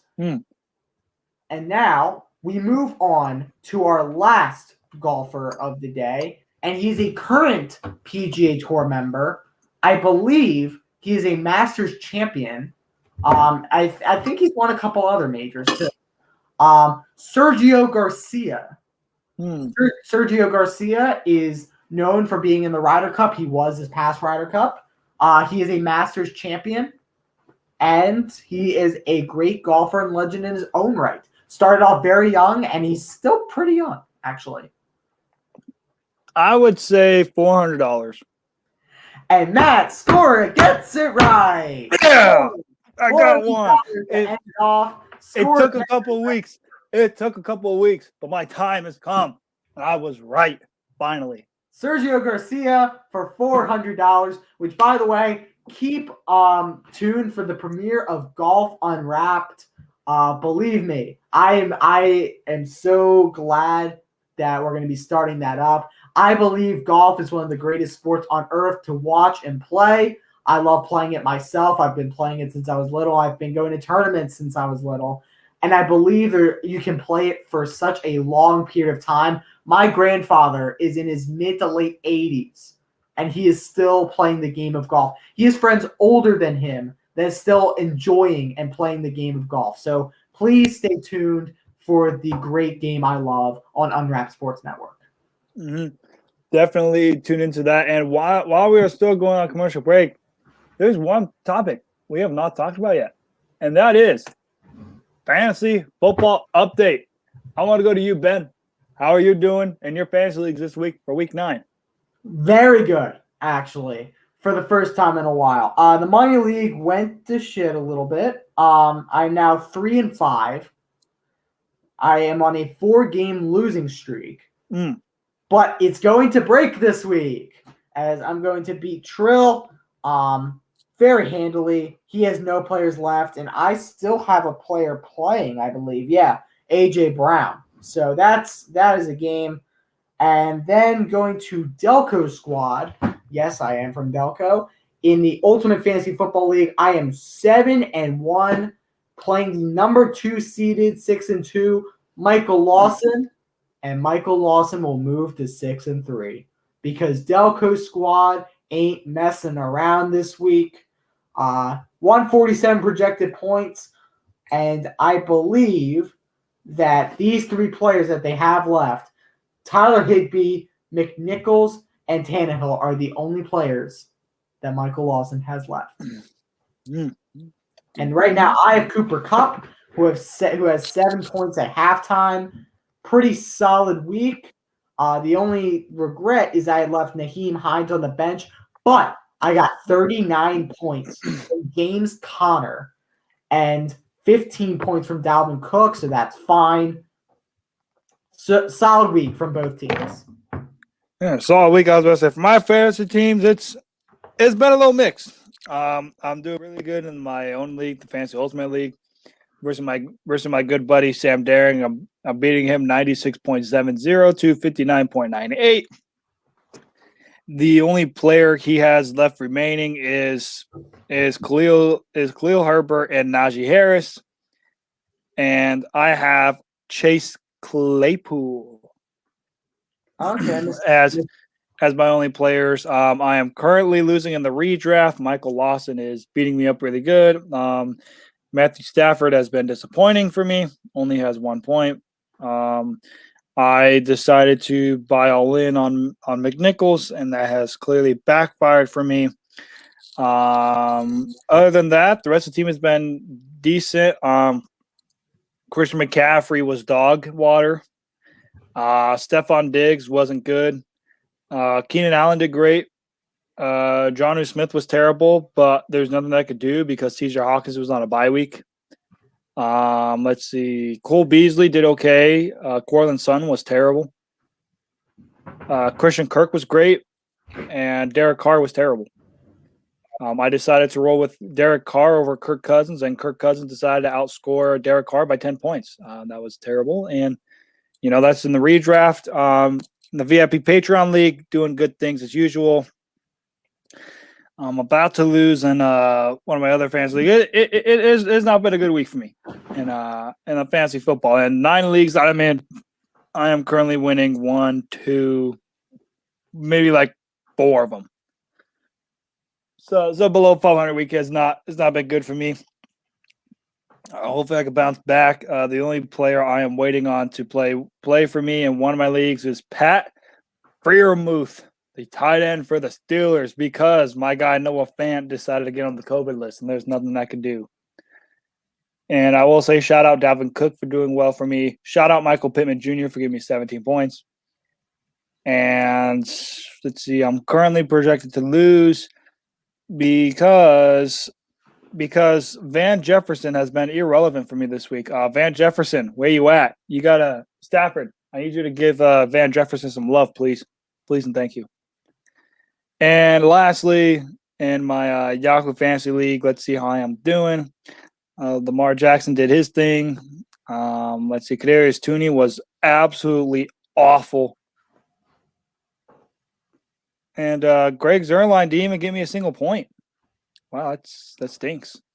Daniel Carson got me 10. Yeah, that was terrible. And somehow I'm projected to win because all this guy has is Khalil Herbert and the kicker Matt Gay. So we'll see what happens. But overall for fantasy, not good for me. It was terrible. All right, we are back in the second half. 9-yard pass completed to whoever that guy is because I need glasses. Jimmy says he's got me next week. And Jimmy, throw in the comment section of which league. It's in the redraft or the dynasty. I probably could have checked it myself, but I'm too lazy to check it right now. Yes, indeed, Mr. Scorer is lazy. You must have caught something from Ethan when he was hosting the show a couple weeks ago. Caught the lazy bug, but that's you know what? Let me see. It probably is the redraft league. Let me see. Yeah, it sure is. It sure is the redraft. I don't know, Jimmy. It's gonna be very close. We're both gonna be 4-4. 4-5, 5-4. It's gonna be very interesting because you know me. I'm trying to get that playoff berth, baby. You already know. I'm trying. I'm trying to get that money. I'm trying to do what I'm trying to do. Yeah, I have to win a lot of games. Yeah, you're in dog water in the redraft. You're pretty much deciding to lash out your anger on the Delco and ultimately because Well, it's not my fault. Russell Wilson just completely backfired. Oh yeah, hey, and there's all you can do about that. Yeah, I mean, this team's looking pretty strong right now. I have Miles Sanders on the IR, which I'm going to move him. But and then pick up another player, which I picked up Kenneth Gainwell actually in that league. Or if one Philadelphia Eagles down, you might as well go with the other. Yeah, so let's smart see. Man making smart moves right there. Let's see who's available. Dog water. Yay, dog water. Dog water all around. The biggest running back out there is Carlos Hyde. Which I can't believe he's still in the league. Hey man, you get a shout out Urban Meyer for that one. Yeah, Urban Meyer. But speaking of which, did you see that guy's Halloween costume? I did see a costume similar to that. That was clever. It's horrible, but that was clever. Ode to that guy. Hey, creativity at its finest, my friend. You got to do what you got to do. Devontae Freeman, Mark Ingram from New Orleans. Oh, this is a name for you that's still in the league. Salvin Ahmed. Remember he was a starter? I don't even know who Salvin Ahmed is. He was the running back to replace Jay Ajayi. Yeah, I think that's something only Eagles fans would probably know. Well, no. I'm saying when the Eagles traded for Jay Ajayi, Ahmed. They replaced him with Jay Ajayi? So the Dolphins replaced Jay Ajayi with Salvin Ahmed. Ooh. Yeah, imagine why the Dolphins are kind of dog water. Well, they're also kind of dog water because they don't know how to draft. Well, I can't speak on that one. Well, I mean, yeah, we know why you can't because the Eagles don't know how to draft either. I mean, you're talking they're the same team that passed up DK Metcalf one year and Justin Jefferson the next year. But hey, you know what? Rager's bad. Rager's not bad. I will take Rager. That's fine. So would you take Rager over Justin Jefferson? I don't know. Rager's fine now. But JJ Arcega-Whiteside. Dog water. You took him over the Michelin Man, Muscle Man, DK Metcalf. I love DK Metcalf on the combine too. Roseman should have been fired on the spot for taking Arcega-Whiteside over DK Metcalf. Oh my god, that was bad. Speaking of which, I mean, I love DK Metcalf in the combine, because he was one of the greatest people in the combine I've ever seen. He was massively underrated, and I wanted to take him, but that didn't happen. By the way, JJ Arcega-Whiteside was a two-sport star. He played basketball as well. I don't know if in college, but he certainly did in high school.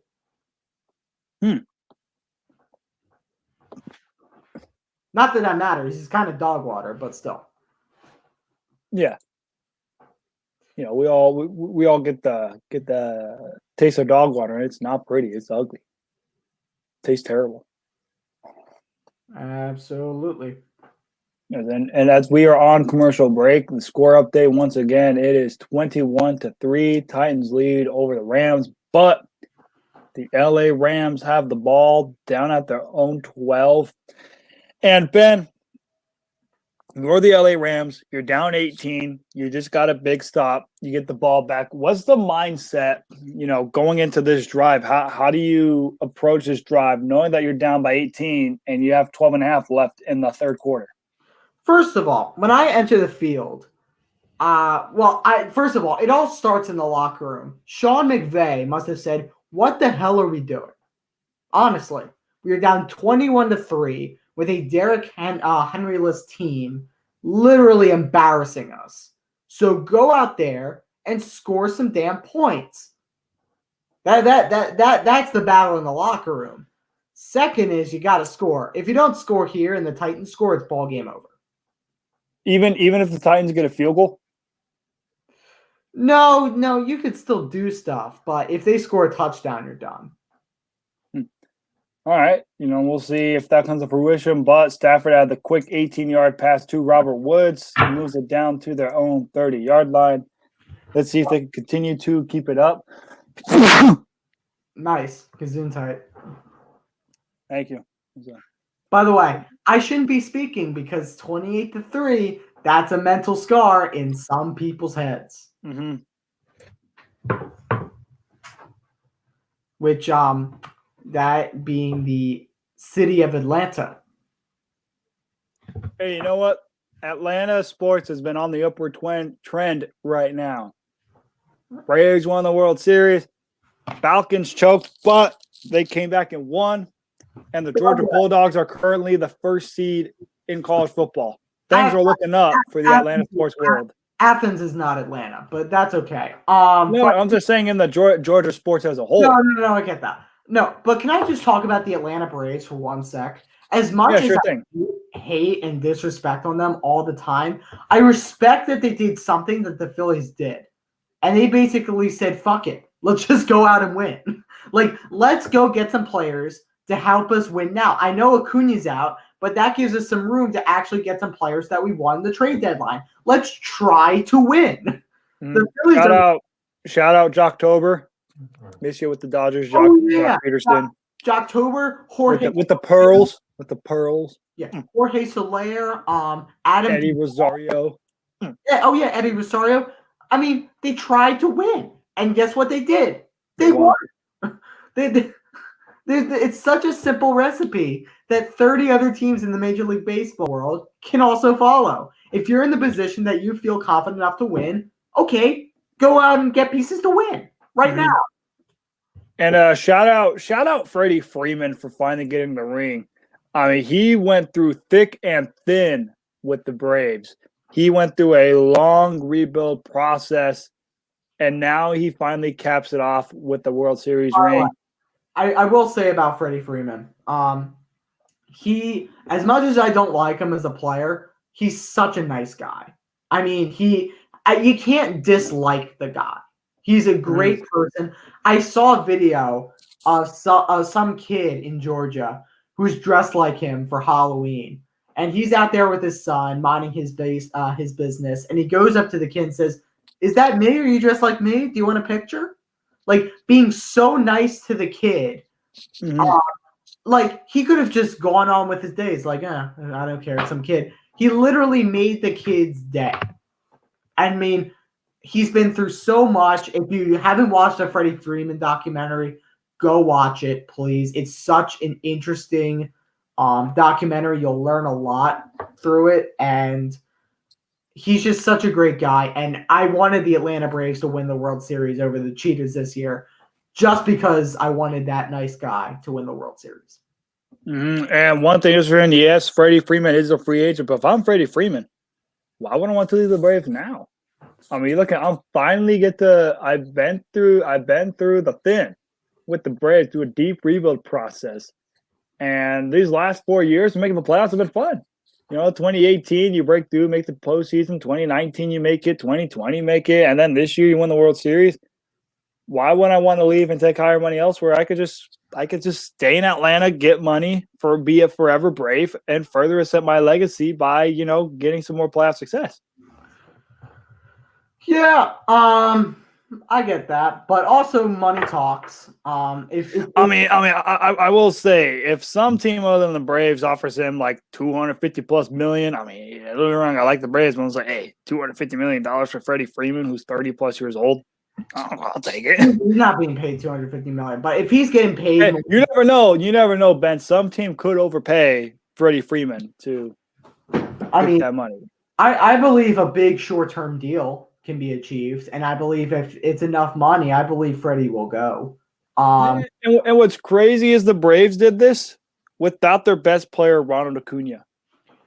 Like I said, they went out and got players who are good that could fill in. I mean, they were already a solid baseball team without Acuna. Factor in Acuna, I mean, that team's unstoppable. Mm-hmm.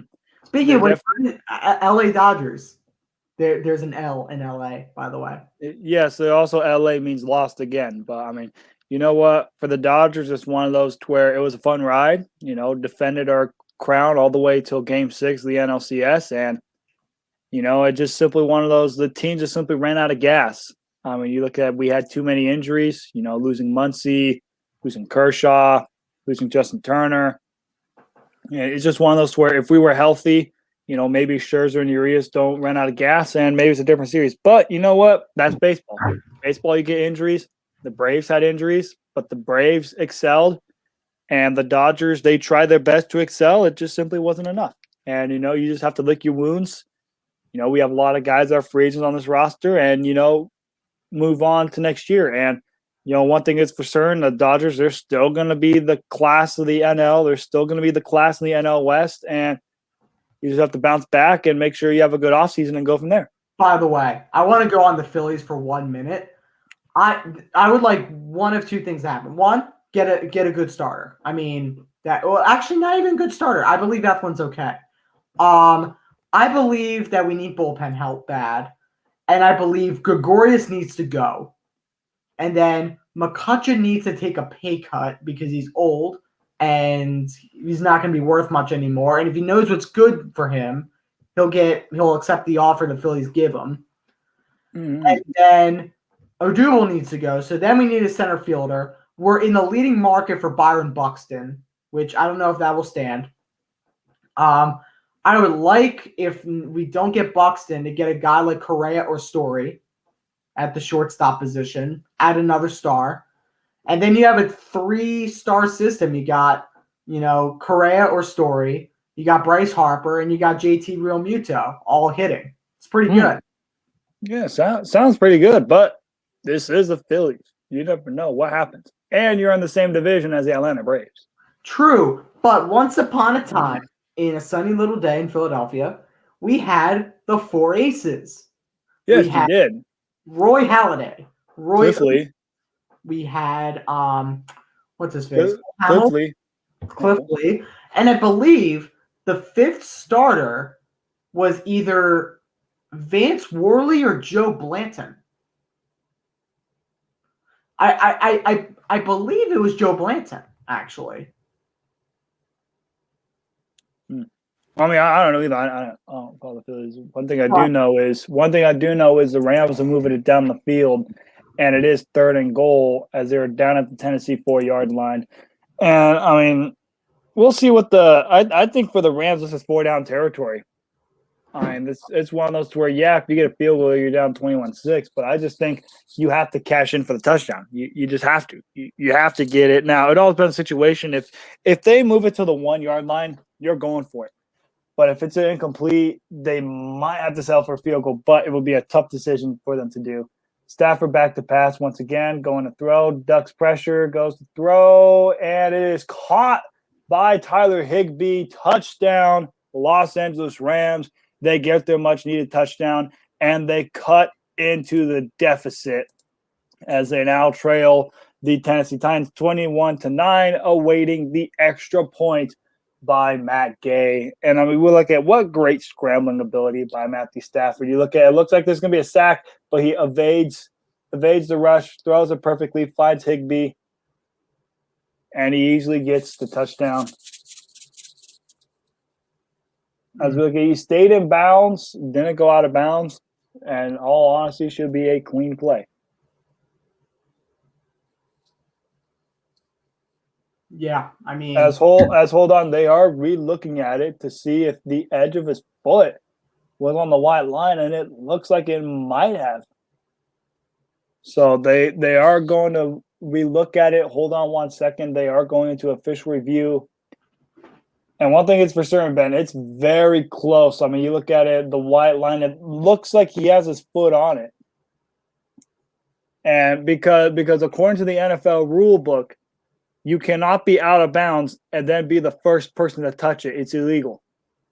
So if they do overturn it, you will see them overrule the touchdown. And then it will be 4th down for the LA Rams. So as it stands right now, it is 21-3 as they are doing the official review for a touchdown. Sounds good. I will take a break real quick, and then we will be back after the review. Matt, hold down the fort again. Sure will do. And as we look at it here, we're on yet another commercial break, and this is to where you look at what the officials originally called. They originally called a touchdown, and there has to be enough video evidence to overturn said call for a touchdown. Now, I think it's going to be very hard to overturn it. I think it'll be one of those. It's all about on Higbee's foot. If his foot is on the white line, it's going to be one of those. They're going to instantly call it. They're going to say incomplete. There's going to be a flag on the play, and it'll probably be a loss of downs, 4th down, and the Rams have settled for a field goal. But if it still stands for a touchdown, it's going to be a huge win for the LA Rams because they need everything they can. They need everything they can get. You know, you're down 18 by the Titans. If you get a field goal, that's great. You know, you're just within. You're down 15. You know, you get something. But for the Rams, you would much rather have a touchdown than a field goal, just because if you get a touchdown, you're only down by 11 with the ample opportunity in the game. Instead of a field goal to where you're down 15 and if the Titans score again, then you're just right back down square one. Rather than if you score a touchdown, you're then only down by 11, and that even opens up the opportunity if you want to go for 2, if you want to cut it to 10. You know, you have a wide variety of options to choose from. So it all depends on if the official review is overturned. If it is, it's going to be a tough break for the Rams. And if it's not, then, you know, you get yourself a touchdown, get to cut the deficit little by little, and then you have to rely on your defense for the next drive. And you just simply have to go from there. I mean, you look at just overall. Just overall as a whole for the Rams, it's been a struggle, you know, for this game. As they look at the refs, they are just getting finished from the booth, and we will see what the call is. And we will see what the call is for the Titans or Rams.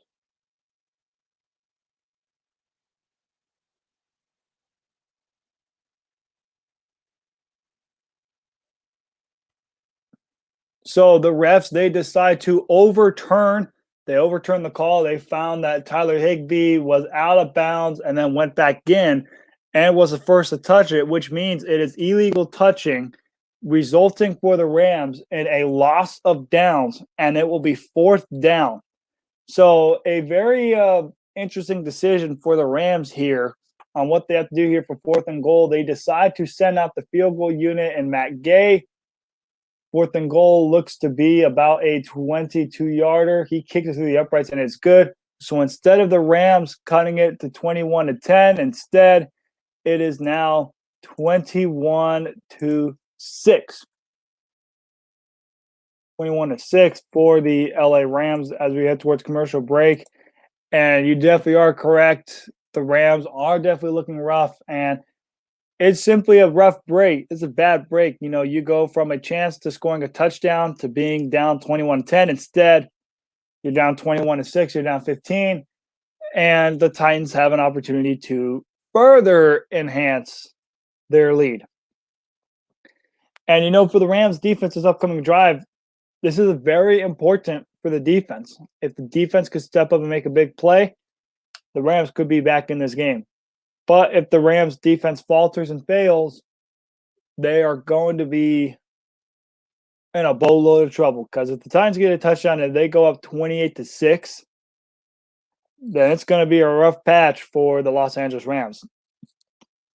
Especially when you look at the Arizona Cardinals and the hot streak they've been going. They bounced back. They beat the San Franciscos. They're 8-1. And the Rams are at a point where you can't afford to have this kind of a loss like this, because then you fall out of first in the standings and you're stuck in a wild card spot and you won't have home field. And that's something you do not want to have.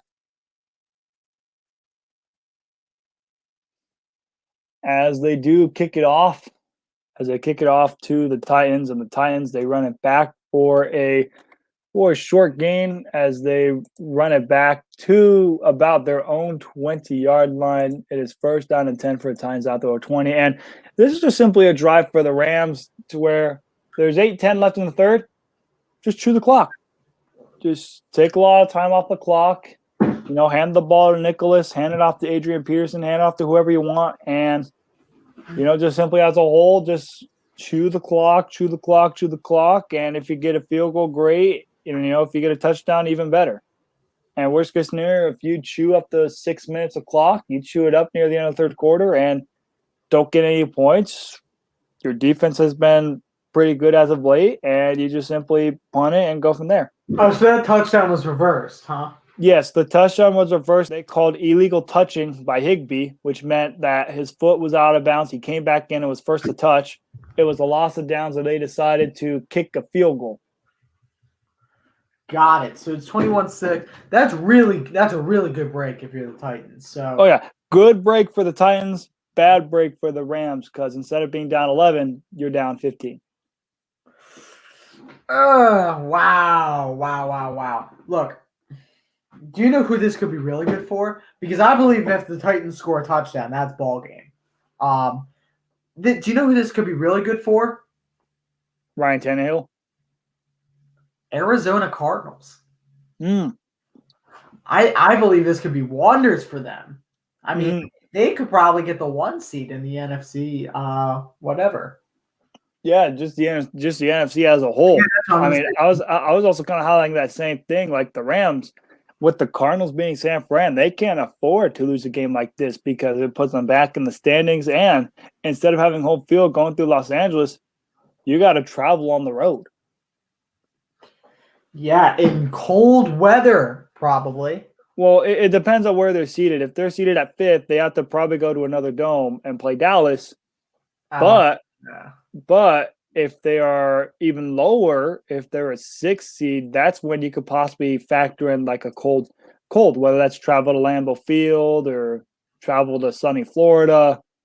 There's a lot of varieties they can go. They could either have home field and have it go through SoFi, or they could travel to winter Lambeau Field in January, travel to nice weathered Florida in Tampa, or they could go to a dome stadium versus the Dallas Cowboys. All right, so 2 of the 3 scenarios aren't too bad weather-wise. But I mean, you look at it's Tom Brady, it's Tom Brady in the playoffs. It's a rowdy dome in AT&T Stadium, and then it's bone-chilling cold frozen tundra. Yeah, no, I don't like the cold. I was literally, we didn't have the show last week. 1, because probably Matt was getting hammered at Six Flags. I'm not of age to get hammered yet. I gotta wait till March to get hammered. If anything, I was getting the crap scared out of me because I go through some haunted mazes. Matt was not getting hammered. That was mostly a joke. But no, he was getting scared the crap out of him. And you were enjoying sunny Florida, Disney World, right?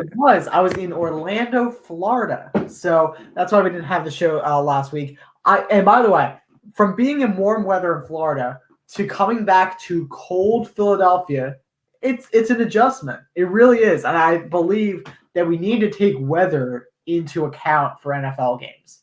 for teams coming from warm weather cities to go play an ice cold in Chicago, Philadelphia, or Lambeau, I mean, it's a factor, and it's a big factor of how teams perform. Yeah, you're definitely right. It definitely is. I mean, you talk about we see teams to where like they come from a warm weather environment, and you stick them in the frozen tundra cold. Whether it's like a playoff game at Lambeau Field, and it's just not built for success. Look at the Rams. Look at the Rams last year. Rams, they play in an indoor SoFi Stadium. They got a big win in Seattle, but you have to go through the frozen tundra Lambeau in the middle of January, and they just simply weren't ready for it. They weren't built for it. The only team, well, there's a couple teams actually, but the team that actually I think is always adjusted to the cold, even though they go, even though they come from a warm weather city. Who do you think that is? I would have to say the Tampa Bay Buccaneers, just because they got Tom Brady. Nope. This team plays in probably one of the coldest divisions ever. Ooh, coldest division ever.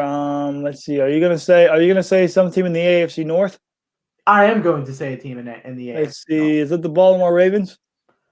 No, I'm saying a team that comes from a warm weather city that's always used to the cold. Warm weather city that's always used to cold. Oh wait, no, not AFC North. AFC East. Let's see. Warm weather. It's not Buffalo. It's not the Jets. What you can say the Dolphins? It's the Dolphins. Because remember, they got to play in shitty Buffalo weather. They have to play in bad Boston weather. Then they got to play in New York weather. And that's your division. You're going to be playing some cold teams throughout the year. You're going to be adjusted pretty good because you got to play those teams twice. Yeah, but it sucks that the Dolphins stink. If the Dolphins were actually respectable, yeah, you can make a case. But the Dolphins stink. No, they do stink. That is very true. Like smelly, bad, terrible, awful. Worse than the Eagles, bad. I don't know. I mean, the Eagles got a better record than the Dolphins at this point. They'll do better than the Dolphins, trust me.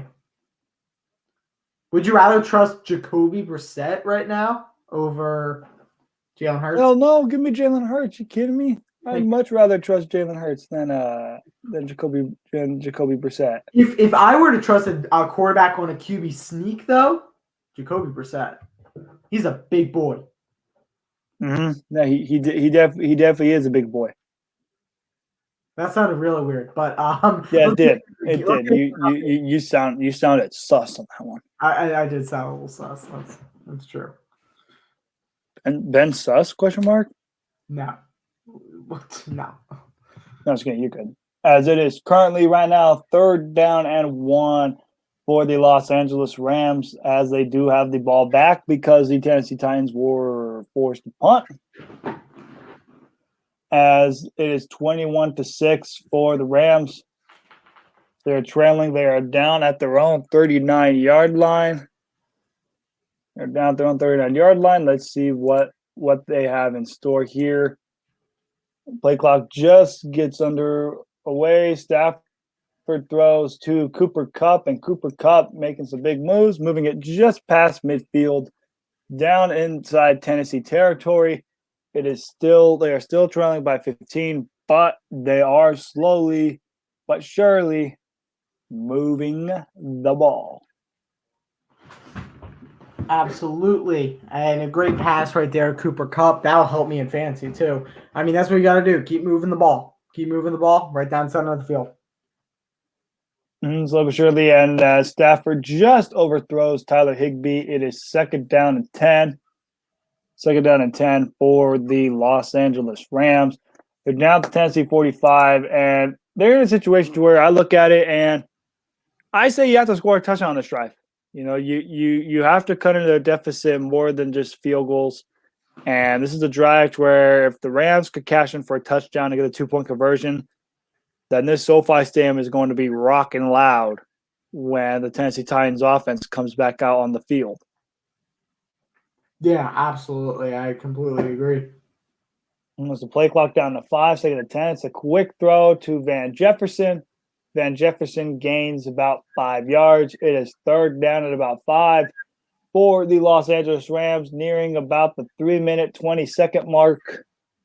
And let's see if the Rams get a first down here. It is a more of an up-tempo kind of offense for the Rams. They get it up quick here, 3rd and 4, pressure, and they dump it off quick. And he might have got a first down. Let's see where the refs place him. And they place him just inches short of the 4th down. It is 4th down and inches for the Rams. And I would not be shocked here if they went for it on 4th and inches. Ben, if you're the Rams, do you go for it in this spot, or do you just simply, you know what, just move on and go from here?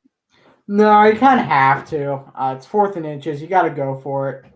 You're down 21-6 with 2:46 left and counting in the 3rd quarter. If you don't get it here, you're gonna be cooked. So either way, so just go for it. Mm-hmm. And it looks like they did get it. They handed it off barely. They handed it off to Henderson, and he just forward progress just gets him. It's actually to Sony Michel, gets 2 yards rushing, and that's exactly what you want. Your 4th and inches, get it to your running back. Just a little bit of progress is all you need, and you guys have a first down, and they do here nearing the 2-minute mark here in the 3rd quarter. 1st and 10 for the Rams as they are down at the Tennessee 34-yard line. Stafford throws. It is a completed pass to Cooper Kupp. Helps out Ben's fantasy team a little bit. Absolutely. Any pass I can take from Cooper Kupp. As it is a gain of 5 yards here. And, Ben, are you still in the same mindset, even though they are in field goal range? If it's 4th down, you're going for it? Yeah, you kind of have to. Well, actually, depends. If it's still in the 3rd quarter, I could kick, but I don't know. There's such limited time left. Mm-hmm. As a play clock nearing down the end, they just get the ball off, and this is a disaster run that you do not want. Loses a yard. This is a yard on that run. As they classify it as no gain by Sony Michel, so do not lose any single yardage there. And I mean, you look at that was very well snuffed out by the Titans defense. Defense, they snuffed out Sony Michel on that run really quickly, and that was that. And it's 3rd down and 6, and Stafford gets sacked, and that is something you do not want for the LA Rams. You could not afford to take a sack in that situation, and that is what has happened. Now you're in a pickle. That's the ball game. Look, 51 on that run made probably one of the best plays of the game right there. Tripping up Sony Michel. He got around it, but there was nowhere he could go after that. And then great sack there for the Tennessee Titans. Wow, what a great move by number 58. It's going to be 4th and 11. You got to go for it. 4th and 11, they are going for it. It is nearing the end of the 3rd, and the 3rd quarter is ended. Through 3 quarters, you're the Tennessee Titans 21 and the Los Angeles Rams 6. As we hit a controversial 4th and 11 to start off the 4th quarter as we head to a commercial break. Ben, it's 4th and 11. You're the LA Rams. You got a whole couple commercial breaks to think about it. What's the mindset going into this 4th and 11? Do you go for it, or do you just simply, you know what, let's just settle for a field goal. We'll be down 12. Let's just hope that this defense could get some quick stops and we could get some quick scores to get back in this ball game. How long would the kick be? Let's see. So he is at the Tennessee 36-yard line. Let's see. I'm going to say field goal from opponent's 36-yard line. That should be a 46-yard field. 46-yarder. So let's see. If you had to go from the 36, it's somewhere in the 50s. Yeah, might as well just take the points because the sack didn't help. It's 4th and 11. That's pretty much impossible because the opponent knows you're going to pass. Yeah, I would take the points and then stop them. That's the only way it can happen. You can't let first downs happen. If you let more than a couple first downs happen, you're done. Yeah, so it will. Let's see. So it'll be about a 53-yard field goal. If they were to kick this from the Tennessee 36-yard line, it will be about somewhere in between the range of 52 to 53 yards. Suckup's not the best kicker in the league at all. The Rams kicker is not Suckup. It's Matt Gay. He's still not that great, I don't believe. He's all right. He's not the best, but he's serviceable. So we'll see. We'll see what the Rams do. We'll see how aggressive Sean McVay will be. But I personally think, if I'm McVay, I go to Matt Gay. I will look at him and be like, how are you in pregame for this distance? And if it's one of those, like, if he's like, you know what, I feel good from this distance. I made it in pregame, no problem. I'm sending him out there. But if he's one of those, like, you know what, I'm a little shaky. I'm not really sure about this. Not really sure what to do. Let's kind of wait and see, and kind of go from there.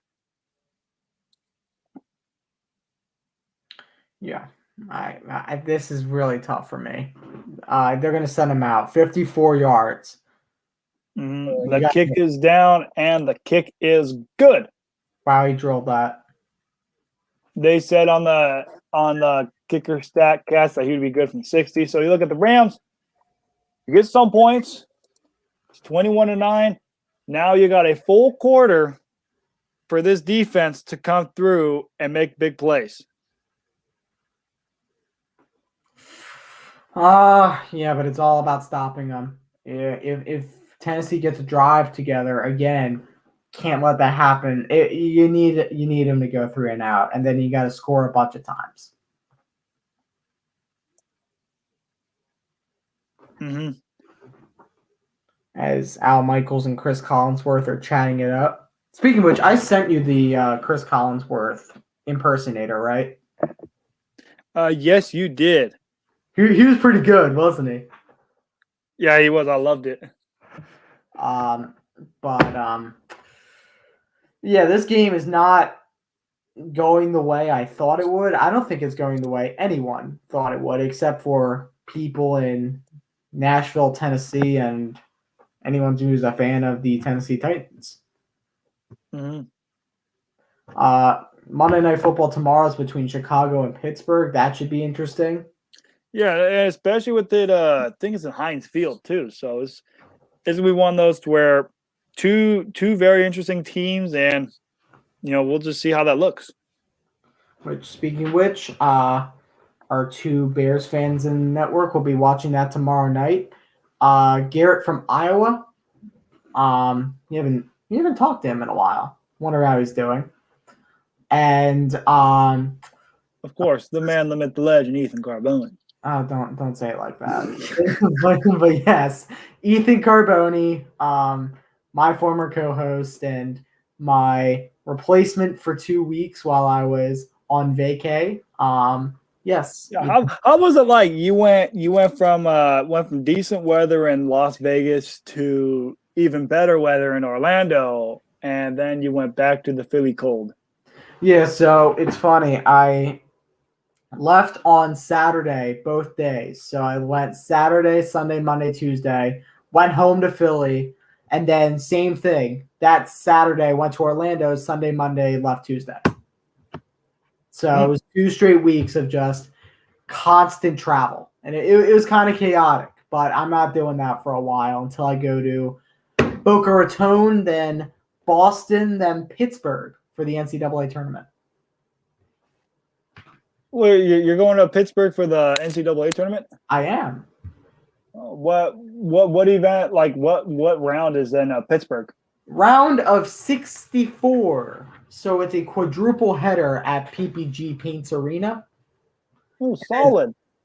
How do those tickets work? Is it you pay for one game and you could stay like for all 4, or do you have to leave after? Yeah, I think it's like a you pay a crap load of money and you get to stay for 4 games.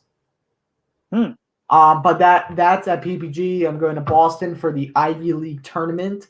Not technically in Boston, but in Cambridge, Massachusetts at Harvard. By the way, Tannehill's about to get drilled. Mm-hmm. Yeah, he did. Let's see if they call whether it's like roughing the passer or something like that. And they're highlighting on Aaron Donald a lot, so I mean,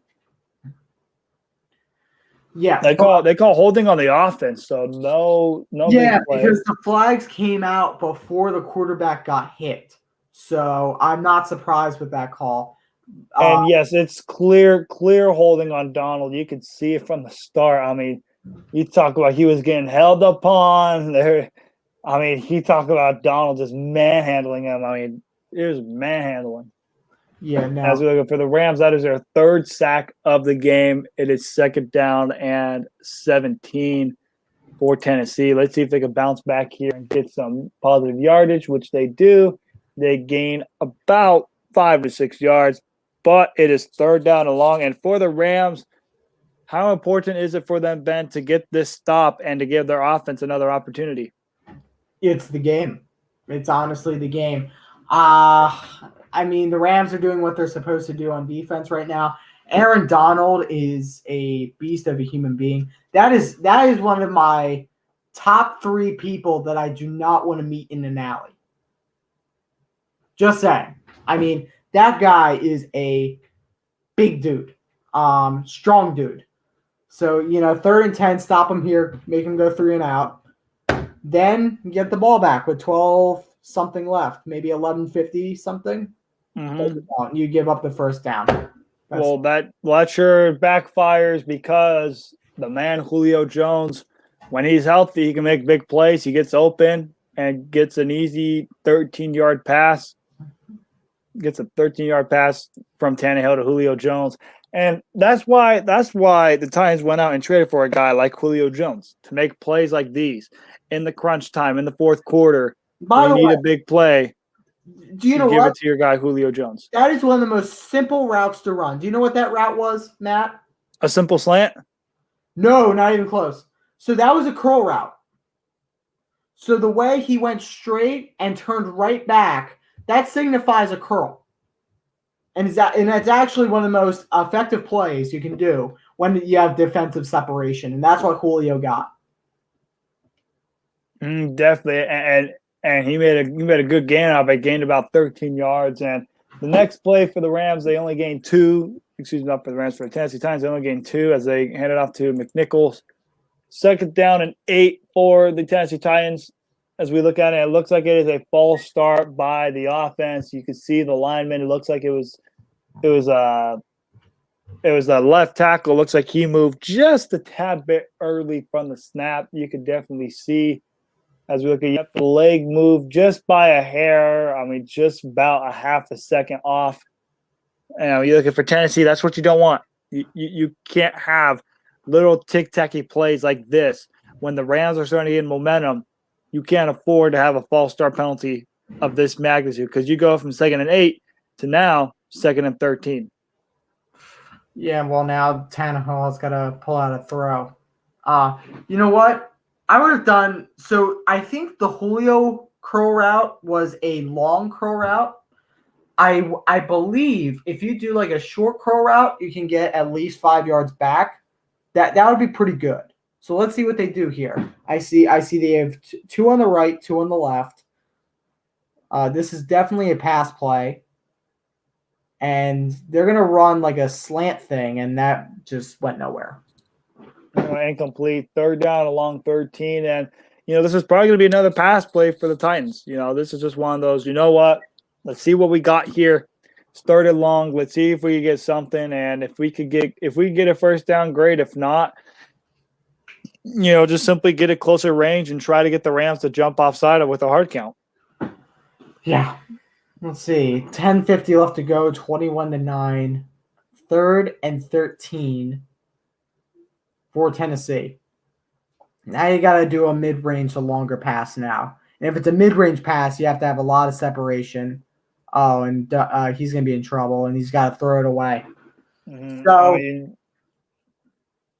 Yeah, no, that's not what you want at all. So at least it's not a turnover, but it's fourth down. The Rams get the ball back. And this was a great defensive stand by the LA Rams. You look at now, you give your offense another opportunity to try and score a touchdown. And one thing I will say for the Titans, if this Titans defense allows the Rams to score a touchdown, then the Tennessee Titans are going to be in trouble. Because you look at it, the Titans right now, you got a good cushion, you got a good 12-point lead. But if the Rams score a touchdown and they cut it to a deficit of 4, then your next offensive drive is going to be very, very important because it could be the deciding factor in this ball game. Absolutely. I mean, if the Rams score, they're back in the game big time. I mean, even if they kick a field goal, you're only down by 9. Yeah, you're down 9, but no, for the Rams, this is a drive you have to get a touchdown. You have to get a touchdown. You're set up at your own 17. You got to drive 83 yards.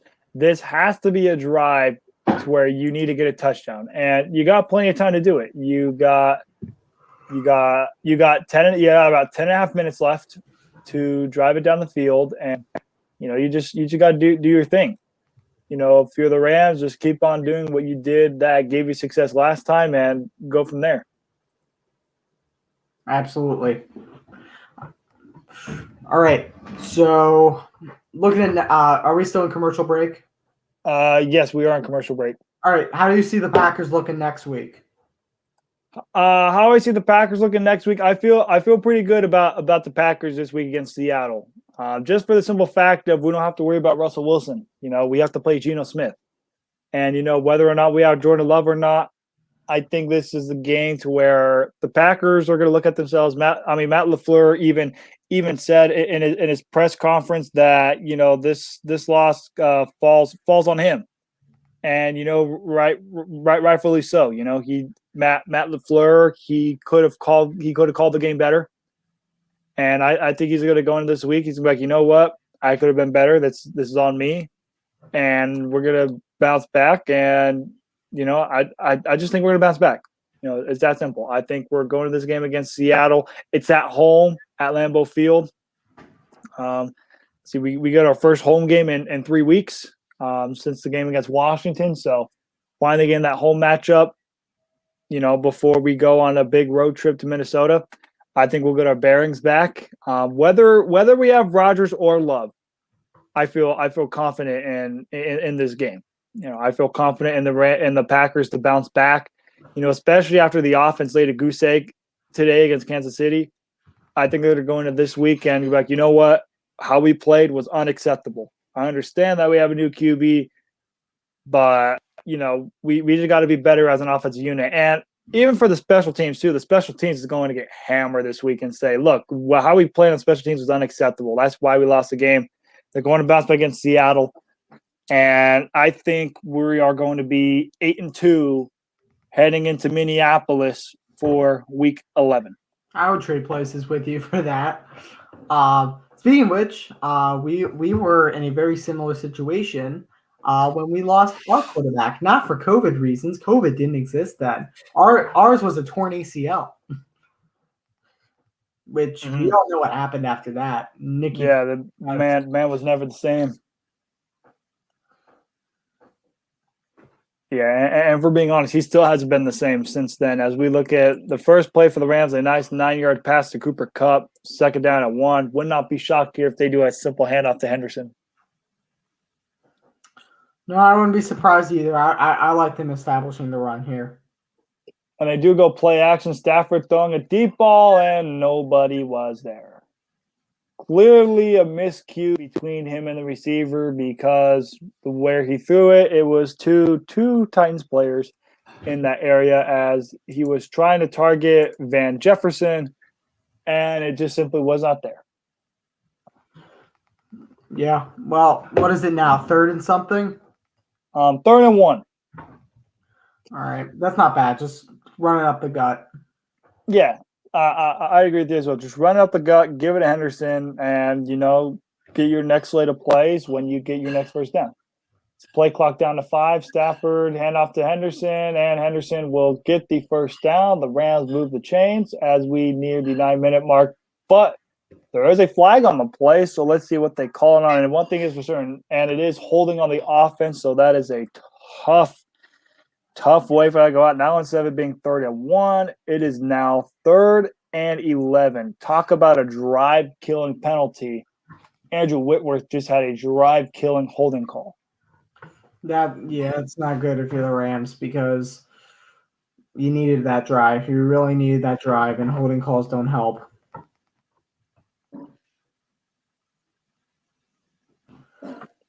And I mean, you look at it when they call Andrew Whitworth on holding. It's very interesting because when they show the replay, it seems like Whitworth just pushed him out the way, and I think they only called him holding because the defender, he reached his arm and he couldn't quite cleanly make the tackle. So, see how that is. Play clock down to 1, 3rd and 11 for Stafford. Stafford goes to throw it deep, and it is complete to Robert Woods, and Robert Woods is running, and he is down at the 40-yard line, about the 39-40-yard line. Big play there by the Los Angeles Rams. You needed that play, and that's exactly what you got. It is a gain of 22 yards all the way down to the Rams' 38. Could that be a play, Ben, to where it's a momentum booster for this drive? Any play above 20 yards is definitely a momentum booster on any team. So, yeah, absolutely. Now you connected on a deep pass. Now they got to be worried about the pass, and now you can establish the run. You can do so many things after that big play. Mm-hmm. And then once again, they throw another first down to Robert Woods, gains about 11, gains 13 yards with that pass play. Woods 5 catches, about 73 yards. Stafford going to throw once again, just slips through the defender's hands and almost got to Higbee. And we look at Stafford got away with that one because you look at when he threw it, it looks like it was going to go into the linebacker's hands. It just slips through his hands and actually almost gets to Tyler Higbee. Yeah, so let me pull it back into my sports app real quick. I just did a whole thing of Spanish homework. That was fun. Ooh, nice. Muy bueno. No muy bueno. I hate Spanish. No muy bueno. No muy bueno for Ben Hoyt. No me hablo español.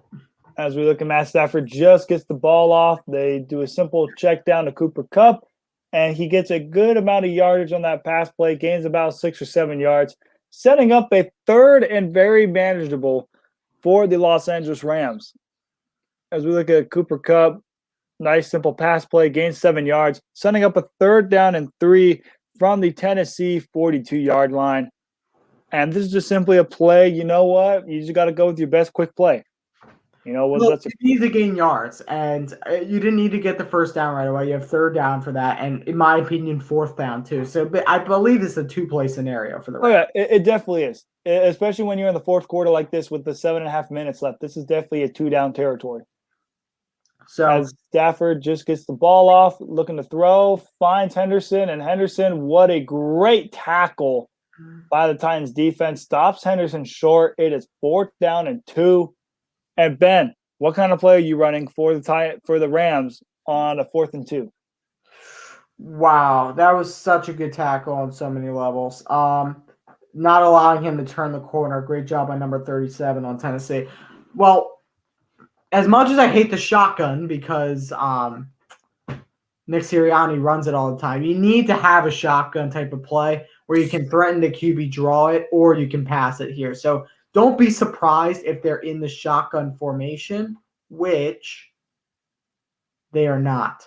They do a play action, and Stafford just has to throw, and it's incomplete. And that was a disaster by the Los Angeles Rams. And Stafford he gets up fine, but he is limping and he is hurt. You could tell he tweaked something when he went to the side and kind of stumbled. For a hot second, you look on the replay again, he looks, and yeah, just a simple stumble. And you talk about he was just flat. He was flat-footed. There isn't anything there. And I honestly, I will say, there was a play there. I could see that. But on a 4th and 1, why not just simply give it to Henderson, or worst case scenario, run it with Stafford and just push your foot behind? And Ben, we have none other than special guest, I thought Mr. you said you were going Ethan on the show. Boney. I thought he wasn't gonna make it too, but hey, you know what? We got a bunch of surprises. Ethan Carboni, how are we doing this fine Sunday Night Football? I'm great. I just came back from a Blackhawks game. They won an OT against Nashville. It was a great game. It was fun. It's nice to see a team that fires their coach actually do well for once this year. Hold on. Okay. First of all, Ethan says, Ben, you better do the show this week. I'm not going to be able to come on. Yeah, because I wasn't sure when the game was going to end. But your face is in front of me right now. Yeah, plans change. Plans change. I threw out the same thing to Ethan. He said, you know what, I might not be able to make it tonight. I'm like, okay, no problem. You can make it next week. See, his face comes up. It is a great surprise. And Ethan, while we do have you on for this fantastic show, I still have kept in the Bears looking. Your Chicago Bears play tomorrow against the Pittsburgh Steelers at Heinz Field. Is there any shred of confidence in this game, or is it just, you know what, let's just run through the motions, wait till Nagy gets fired? As looking into the future, we lose, we fire Nagy at the end of the year, and we get a max of 7 wins. And we should lose the Steelers game, but we've seen so many upsets this week that I can't say anything's off the board. By the way, I'm heading to Pittsburgh in a couple months, Ethan, as you know. I'm hoping to find a bear carpet in my hotel. You do that, Ben. Okay. Bear carpet, just... They're in style now. Well, actually, no. Nowadays, people are kind of upset when they make animals their carpet. It used to be in style. Style. Hey, Matt, I just texted you a poem I wrote for my creative writing class. Feel free to read it later. Ooh. Wait. Yeah, that's very. Yeah. Oh, I know the poem. Don't read it. Very long. very long. That's too long to read. It's a really good poem. I'm not just saying that. I'm not. It's very dark. Very dark. No, it's very dark. It's a good poem, though. It's very dark, just like the Eagles and Bears futures. Uh-huh. Well, at least the Eagles have some decent draft picks. It's all about if they can draft well. Yes, sir. The Bears don't even have their first-round pick. At least I don't think they do. Not next year, no. Yeah, not next year. That's going to be very interesting. And Ethan, while we have you on, from an outsider's perspective, you look at the Green Bay Packers' performance. They lose 13-7 to the Chiefs, and they fall to 7-2. What would kind of your thoughts be on this game? Are you impressed with anything, or is it just simply one of those games? What could have been? Well, and I wasn't really able to watch it because, again, I was at the Blackhawks game. But from the little I did see, how are you going to have 2 years to prep? You play a defense that Jalen Hurts shredded up and played like Love did. Like, how do you have Devontae Adams and you managed to only get him 42 yards when your specialty was a deep ball in college at Utah State? By the way, Matt, so from an outsider's perspective, I know you weren't watching much of the 4 o'clock hour, but from an outsider's perspective, how do you think the Philadelphia Eagles did, Ethan? I gotta go look at this. I mean, hey, they kept it close with the Chargers. That's all you can ask, because going into this game, it should have been Herbert shreds them up, which they did. And Jordan Howard is performing well from you guys, just from what I've seen the past 2 weeks. So he's a hard runner. I don't think he's good, but he's a hard runner that will plow through people. He's a people mover. Yeah, you guys have a nice running back duo with Jalen Hurts and him. Miles Sanders is not there, but he was there, you know. And I feel like I'm shocked Sirianni ran him a lot, because normally Sirianni doesn't like to run the ball. Well, to be very fair, You have Goddard and Devontae Smith. Those are your two top targets. No one else. Jalen Rager's not bad. One catch, -6 yards on one target. Wait a minute. Is that his actual stat? One catch, -6 yards? Yeah. I have more receiving yards than Rager does this week. How do you have more receiving yards? You didn't play Because I have 0. 0 is greater than -6. Damn. All of us three are better receivers than Jalen Rager this week. Can we all get a round of applause? Round of applause for that. I mean, yeah, it's just. I mean, Ben, I thought he had a decent performance. You said Jalen Rager's okay. I didn't know he had one catch for -6 yards. I didn't say he had a good game. I'm saying he's a decent receiver. A decent receiver doesn't have one catch for -6 yards. A decent receiver has 3 catches for 32 yards. That's a decent receiver. No, a decent receiver is what Davante Adams managed to put out on the floor.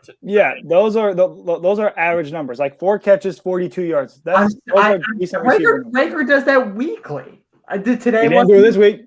No, he didn't do it this week. You can't say he does it weekly if he doesn't do it this week. All right. What did Rager do last week against the Lions? Let's see.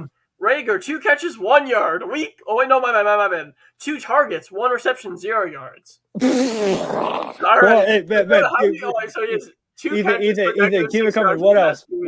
All right, let's go look at week 7. Did the Eagles play week 7? Yes, they did. They lost to the Raiders. Ooh, all right. Rager, hey, he got a touchdown. He went 2 for 2 on his targets and catches, and he got 25 yards. He's positive yards in the past 3 weeks. Damn. And then against Tampa Bay, none. Carolina, 3 catches, 24 yards. Kansas City, 1 catch, 9 yards. Dallas, 5 catches, 53 yards. I can't believe I wanted the Bears to draft him so bad. San Francisco, 2 catches, 5 yards. And then at Atlanta, 6 catches, 49 yards, and a touchdown. You know what? I'm gonna have some milk duds in honor of Jalen. He has a grand total of 21 catches, 159 yards, 2 touchdowns. And Davante Adams has more than Jalen Rager's stat line in 1 game. And Jalen Rager last year, 31 catches, 396 yards, and a touchdown, which is what Davante Adams can put up in 3 games.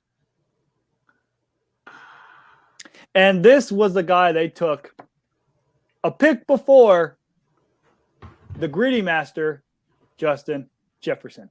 And Ben Hoyt has the audacity to say he's a decent receiver. That's called below average, my friend. Mm-hmm. That's called a bust of a pick. That's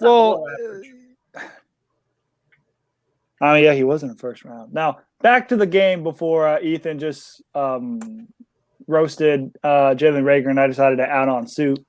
The Titans have moved it down the field. It is 1st and goal, soon to be 2nd and goal for them. They got 3 minutes and 12 seconds left in the game. This is a play to where if the Titans get a touchdown, it's pretty much game over.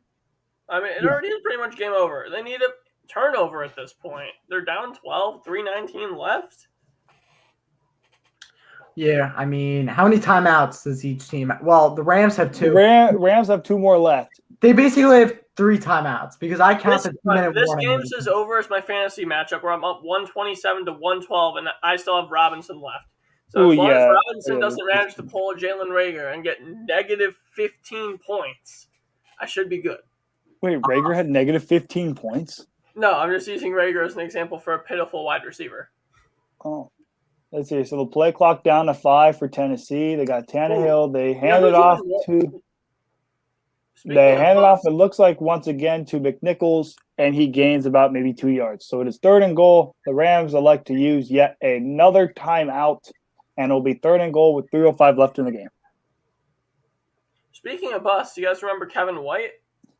Oh, I remember Kevin White. I'd say that might be a bigger bust of a pick for the Bears than Trubisky was. Wasn't Kevin White a top 10 pick? 7 overall, I believe. Maybe 4 or 5, actually. Let me look that up. Yeah, because I remember I thought he was like the next big thing, and then he just failed miserably. Yeah. Remember Alshon Jeffrey? Oh, yeah, he was 7th overall. Alshon Jeffrey was solid for a couple of years on the Bears. Then he goes to Philly and then turns into crap. Except for 1 year when they won the Super Bowl, and that was it. Yeah. Except for 2017, that's about it. And Really then age caught up to him quicker than DK Metcalf caught up to Buda Baker. As his 3rd and goal, play clock down to 3.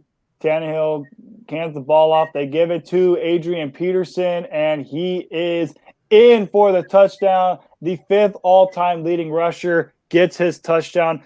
And as they would say in Green Bay, that could be the dagger for the Tennessee Titans.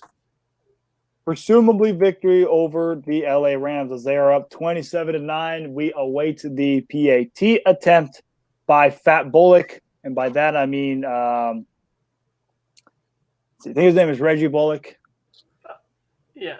I was going to say, wait, who's Fat Bullock? You're making me think. I don't want to think. I took a melatonin when I got home.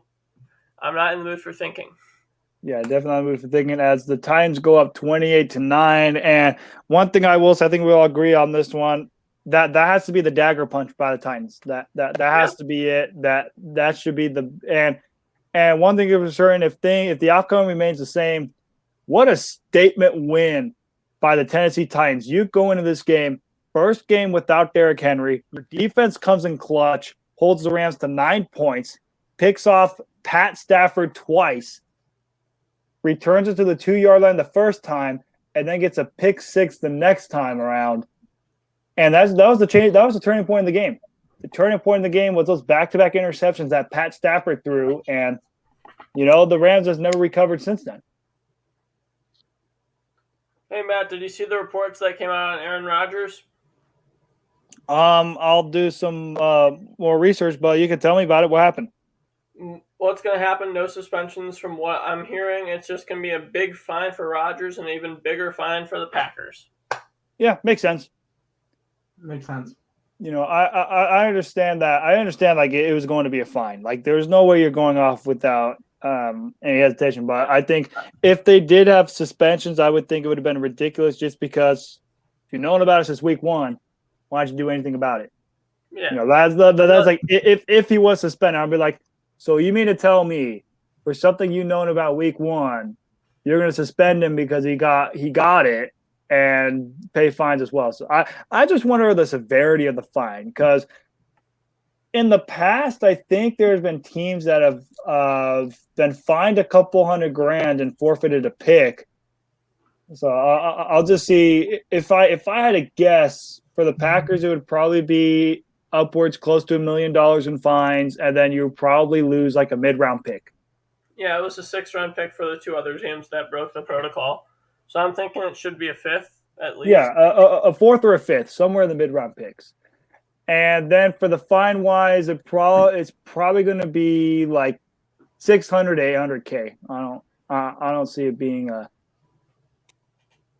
because you have to base it off of how much you find to other teams for violating the protocols, and then go with that format. Yeah, I feel like at the same time though, if you're finding the teams for one use of misconduct, then you're doing research and you see, oh, Rodgers never wore his mask in the locker room, never did this, never did that, whatever.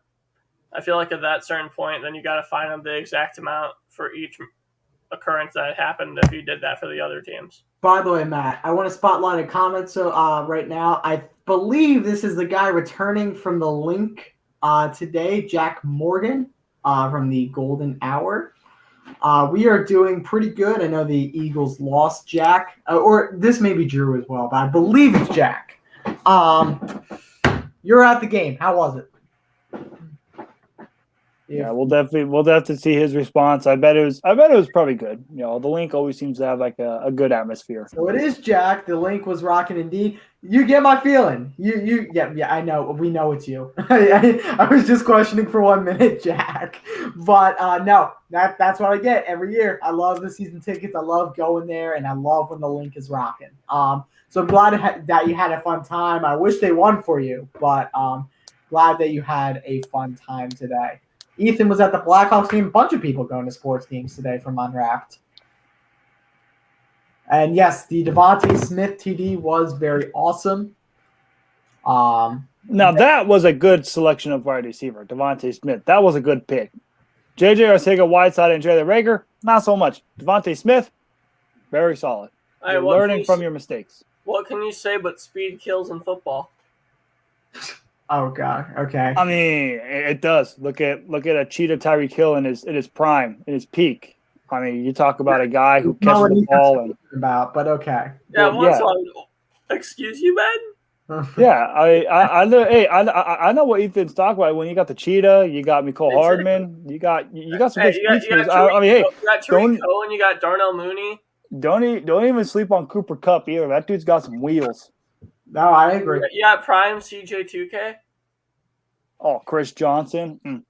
Oh, Matt, and one Madden thing I will say. 25. One thing I will say is a good highlight from the Packers today is Alan Lazard just snatching Daniel Sorensen's ankles and soul on the 20-yard touchdown play. That was legit the only highlight from this offense. But I will say, Ethan, when it comes to the offseason, I think Rodgers is going to have a lot of leverage because he's going to look at the footage of this game and just say, is this what you want? Or do you want winning? I mean, as a Bears fan, this is not what I wanted to see because my thought, if you're not going to if Rodgers resigns on a 1-year, 2-year deal, if you don't extend Love, you're going to get another quarterback who has a chance of being good. I want to see him look serviceable and then eventually fall off once he gets that 4 or 5 year extension so that they're stuck with him. That's my thought. By the way, back to Jack's comments. Yeah, so I think my tickets are in 125. So you were exactly the opposite end from me. And yeah, that's really cool that you got those tickets. I was glad you had fun today, Jack. So Curse with Billy Penn, it's the podcast we do. Make sure to check that out. And actually, let's do plugs now because it's the 2-minute warning. Yep, and it's a 2-minute warning. Ethan Carboni, and thank you. Please post that comment at the bottom. All right here. I got you. Don't worry, you guys will continue to blow. So that's all I need to say. All right, so plugs. After that great roast from Jack Morgan. So we're gonna have Golf Unwrapped coming next Tuesday, I believe. That's when it's gonna start. We're gonna have some great content with that. We have the Curse of Billy Penn, and we have the Primetime with Hoyt and Wise Cheese, which will be next week, I believe. And yes, next Sunday. I don't know the game. Let me pull up and see what Week 10 game has in store. I hope it's a good one. What is it actually? I almost said it's the Bears Steelers for some reason. No, it is not. Week 10 Sunday Night Football is going to Chiefs be Raiders. That's at Allegiant Stadium. Yeah, I have a friend who may be hopping on, so we'll see. This may be a little bit of a surprise. Ooh, fun. And yes, Jack Morgan says this week we will record. That I think that can be accomplished. But of course, playoff high school football's in the air. So if you want to check that out on my Twitter. Garnet Valley, the number 1 team in the state and the number 1 seed in District 1. They've liked the sound of that. As Ben shows off his high school football team, which he is not a part of. I do broadcast for them. They technically call me part of the team. Not really, though. They also call the team managers part of the team. They are part of the team. I have friends who are team managers. I'd say the team managers are more of the team than you are because they're actually helping the team. Oh, wow. Thank you. That's really nice of you, Ethan. Love you too, Ben. I was going to say, Ethan, what kind of plugs you got? All right, every Tuesday, Thursday, we got NFL Deep Dive. We're doing fantasy every Thursday, or we're just doing NFL in review. And then Tuesday, we review and preview this week's games and next week's. And then every Saturday, we have Creating Madness College Basketball Podcast, best basketball podcast in Unwrapped. Then every Wednesday at 10:30 p.m. Eastern, starting this Wednesday, actually, we are starting up with Creating Madness Live, where for 30 minutes we just do a middle-of-the-week review. That way you guys don't have to wait a week to hear me and John talk about college basketball. And we're planning to get a couple of coaches or players on throughout the year. Yeah. Next. And then you got from me, a Twitter handle down below at Matt_Skura. Check out my Instagram at Matt_Skura20. Check out my sports podcast that me and my great friend Caleb kind of do called MCS, Real Sports Podcast. We talk all things NBA, NFL related, you name it. It's available everywhere. Apple Podcasts, Spotify, iHeartRadio, you name it, Anchor. It's available everywhere. And check out every Sunday night football game, Primetime with Hoyt and Wise Cheese. Next week, we got the blessing of watching the 5-4 Kansas City Chiefs travel on the road to Vegas to play the 5-3 Las Vegas Raiders. I expect it to be a great game. The Chiefs and the Raiders always seem to play good whenever they go up against each other. And for the Raiders, is this the annual downfall stretch to where they finish on a losing streak by season's end? Or do they pull off the stunner and beat the Kansas City Chiefs? It's going to be something we'll have to wait and see next week. And, as always, it's great to be a co-host of Primetime with Hoyt and Wise Cheese. And, as we always say, guests are always welcome to come on whenever they can. And Ethan Carboni, as always, it is a pleasure whenever you join on and talk relatively anything, even if it's roasting Jalen Reagor or unnecessarily taking shots at Ben Hoyt, which he doesn't deserve because he's just been chilling there, just sitting there wearing a blue shirt. Yes, Widener University shirt I got on my college tour. By the way, Jack Morgan, shout out to him. His high school team is the definition of dog water, like the Eagles. I think they were 3-7 this year after the win against Council Rock South, their school district opponent, because there's two schools in their district, Council Rock North and South. I think one of their wins was actually by forfeit. Like, not gonna lie. And you stormed the field to beat a team that probably was also 3-7. Just saying, Jack. That's kind of sad. I'm 11-0 right now. 11-0. Yeah, that's pretty good. What? And muted. There we go. No more talk about Philly high school football. Matt, how do you think the Rams are going to bounce back from this? Man, how will the Rams bounce back from this? I mean, what changed the game was the turnovers. The Titans didn't turn the ball over, and the Rams did. It was that simple. When I believe they play the 49ers on Monday Night Football next week, you have to go in the game against 49ers and just simply not turn the ball over. I mean, you look at it, that's pretty much been the difference this game. Why you're trailing 28-9 is just for the simple fact of your two interceptions have resulted in Tennessee getting 14 points. If Stafford doesn't throw those two picks, we're talking about a different ballgame here. But that didn't happen, and just overall, the offense just has to be better. You cannot be shut out, and also the penalties as well. But you cannot be shut out of a touchdown versus the Tennessee Titans defense and expect to be competitive in the NFC. That's just unacceptable. Like you cannot have this kind of performance against Arizona. You can't have this kind of performance of Green Bay when Aaron Rodgers is the quarterback. You can't have this kind of performance against Tampa Bay because you're not going to go anywhere. You're just going to be. You even can't have this kind of performance against the Dallas Cowboys. Like it's unacceptable for the Rams on how you played this game. And you look at it was at home too. It's one thing if it's on the road in Nashville, I can understand that. But in front of your own home crowd at SoFi Stadium, that's just unacceptable. That's just unacceptable play as a whole. And you just have to bounce back next week. You have to wash off this performance and just hope when you play San Francisco not to have as many turnovers as you had today. By the way, the Rams lost in front of Paris Hilton. They should be ashamed that they lost in front of Paris Hilton. Is it bad that I don't know who Paris Hilton is? You don't know who Paris Hilton is? Isn't Paris Hilton like some sort of like famous like dress designer or something? Yeah, basically. She's a part of the Hilton family, which if you don't know Hilton, they make a bunch of hotels. Well, congratulations. She makes hotels and dresses. I'm supposed to know her. Well, she's also like a reality TV star. I don't watch reality TV. It's fake. It's faker than I know it is, but at least people know her.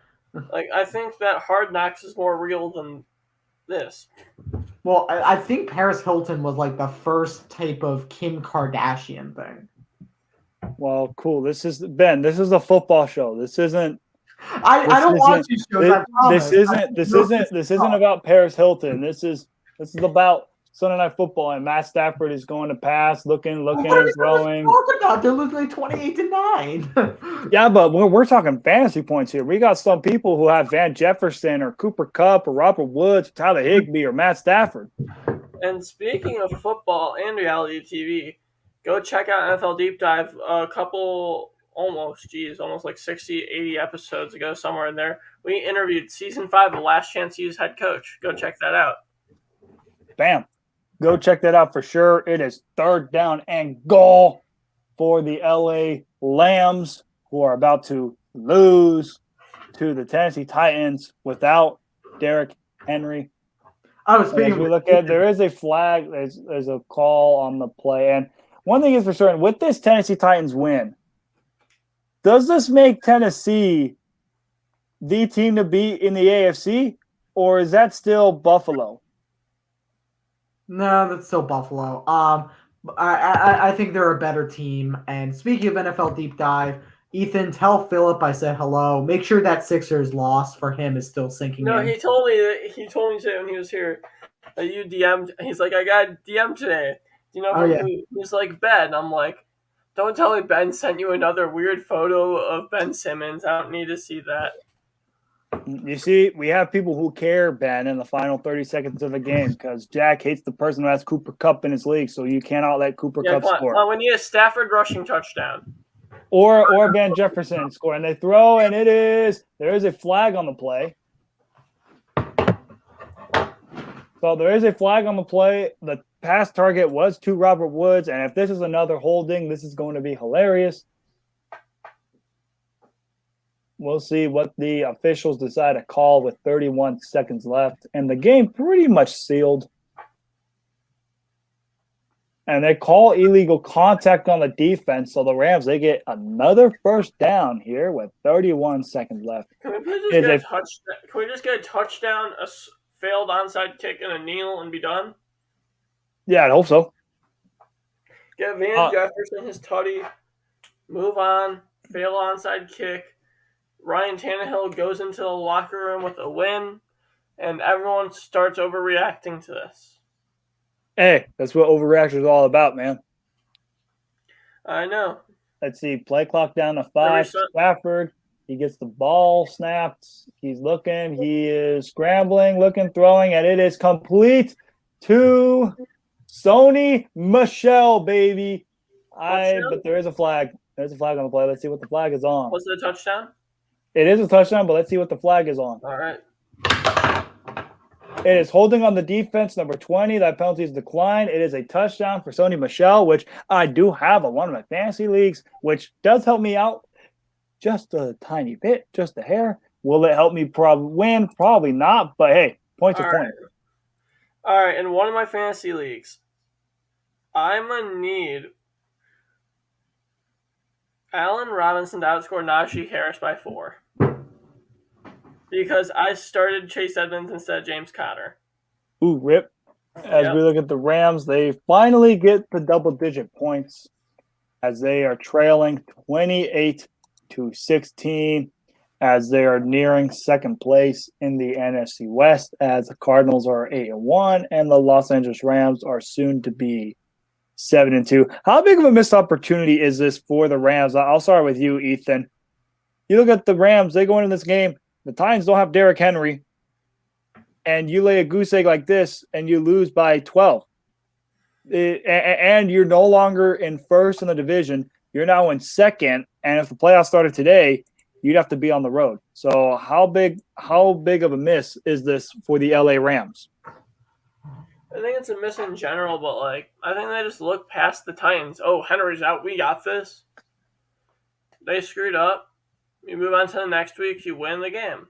It's that simple. Overall, the Rams probably have the most complete team in the NFL. Disagree with me if you want there. Maybe you can argue the Packers, maybe the Bucks. But I feel like the Rams have the most complete team in the entire NFL. Mm-hmm. And I'll throw solid wins, so we'll see what happens here. Mm-hmm. And then I'll throw out that same question to you, Ben. How big of a missed opportunity is this for the Los Angeles Rams? Yeah. I mean, a Derrick Henry-less offense shouldn't be posting up 28 on your ass. So that's not great. Yeah. I mean, I would have liked if I were the Rams to be on top of the standings right now. That would have been great. But move on. You have probably one of the most complete teams in the NFL. You're missing Von Miller this week. He's going to make an impact. I mean, you have such a good team. You're going to make the playoffs. Just move on. Don't make a big deal out of it. Yeah, definitely. This is going to be one of those to where I want to see how the Rams bounce back against the 49ers next week on Monday, because one thing is for certain, I think the Niners are just going to get brutally whipped by the Rams, because they're going to have Von Miller and they're going to come in with vengeance, and they're going to do anything they can. As we look at the final score for Sunday Night Football, the Tennessee Titans go into LA, get the huge statement win as they advance to 7-2, and the LA Rams fall to 7-2. The Tennessee Titans win 28-16. As always, I am your co-host, Matt Skura. Oh, yes. Before we go, shop at teespring.com/store/unwrapped. VIP program at patreon.com/unwrappedsports. That's our Patreon. Gamble at www.mybookie.ag. Code USN100 for 100% sign-up bonus. rxhemp.com, code rxhemp-USN for 10% off your order. By the way, Ethan, Creating Madness is on YouTube now, right? Yeah, we have a YouTube channel for that. If you guys want to sub, so remember, subscribe to Creating Madness YouTube channel, and also hit the icon where the thumb is facing down. We don't have any videos up, so go right ahead and try, Ben. All right, whatever. I'm just joking. Make sure to sub and give them a like or dislike. Either way. And unlike on Ben's shows, we are actually very professional. That's fair. That's fair. And of course, check out all the other shows on the network. All right. We'll see you next week, Chiefs and Raiders. We may have a few. I may have a few surprises up my sleeve. We'll see you next week.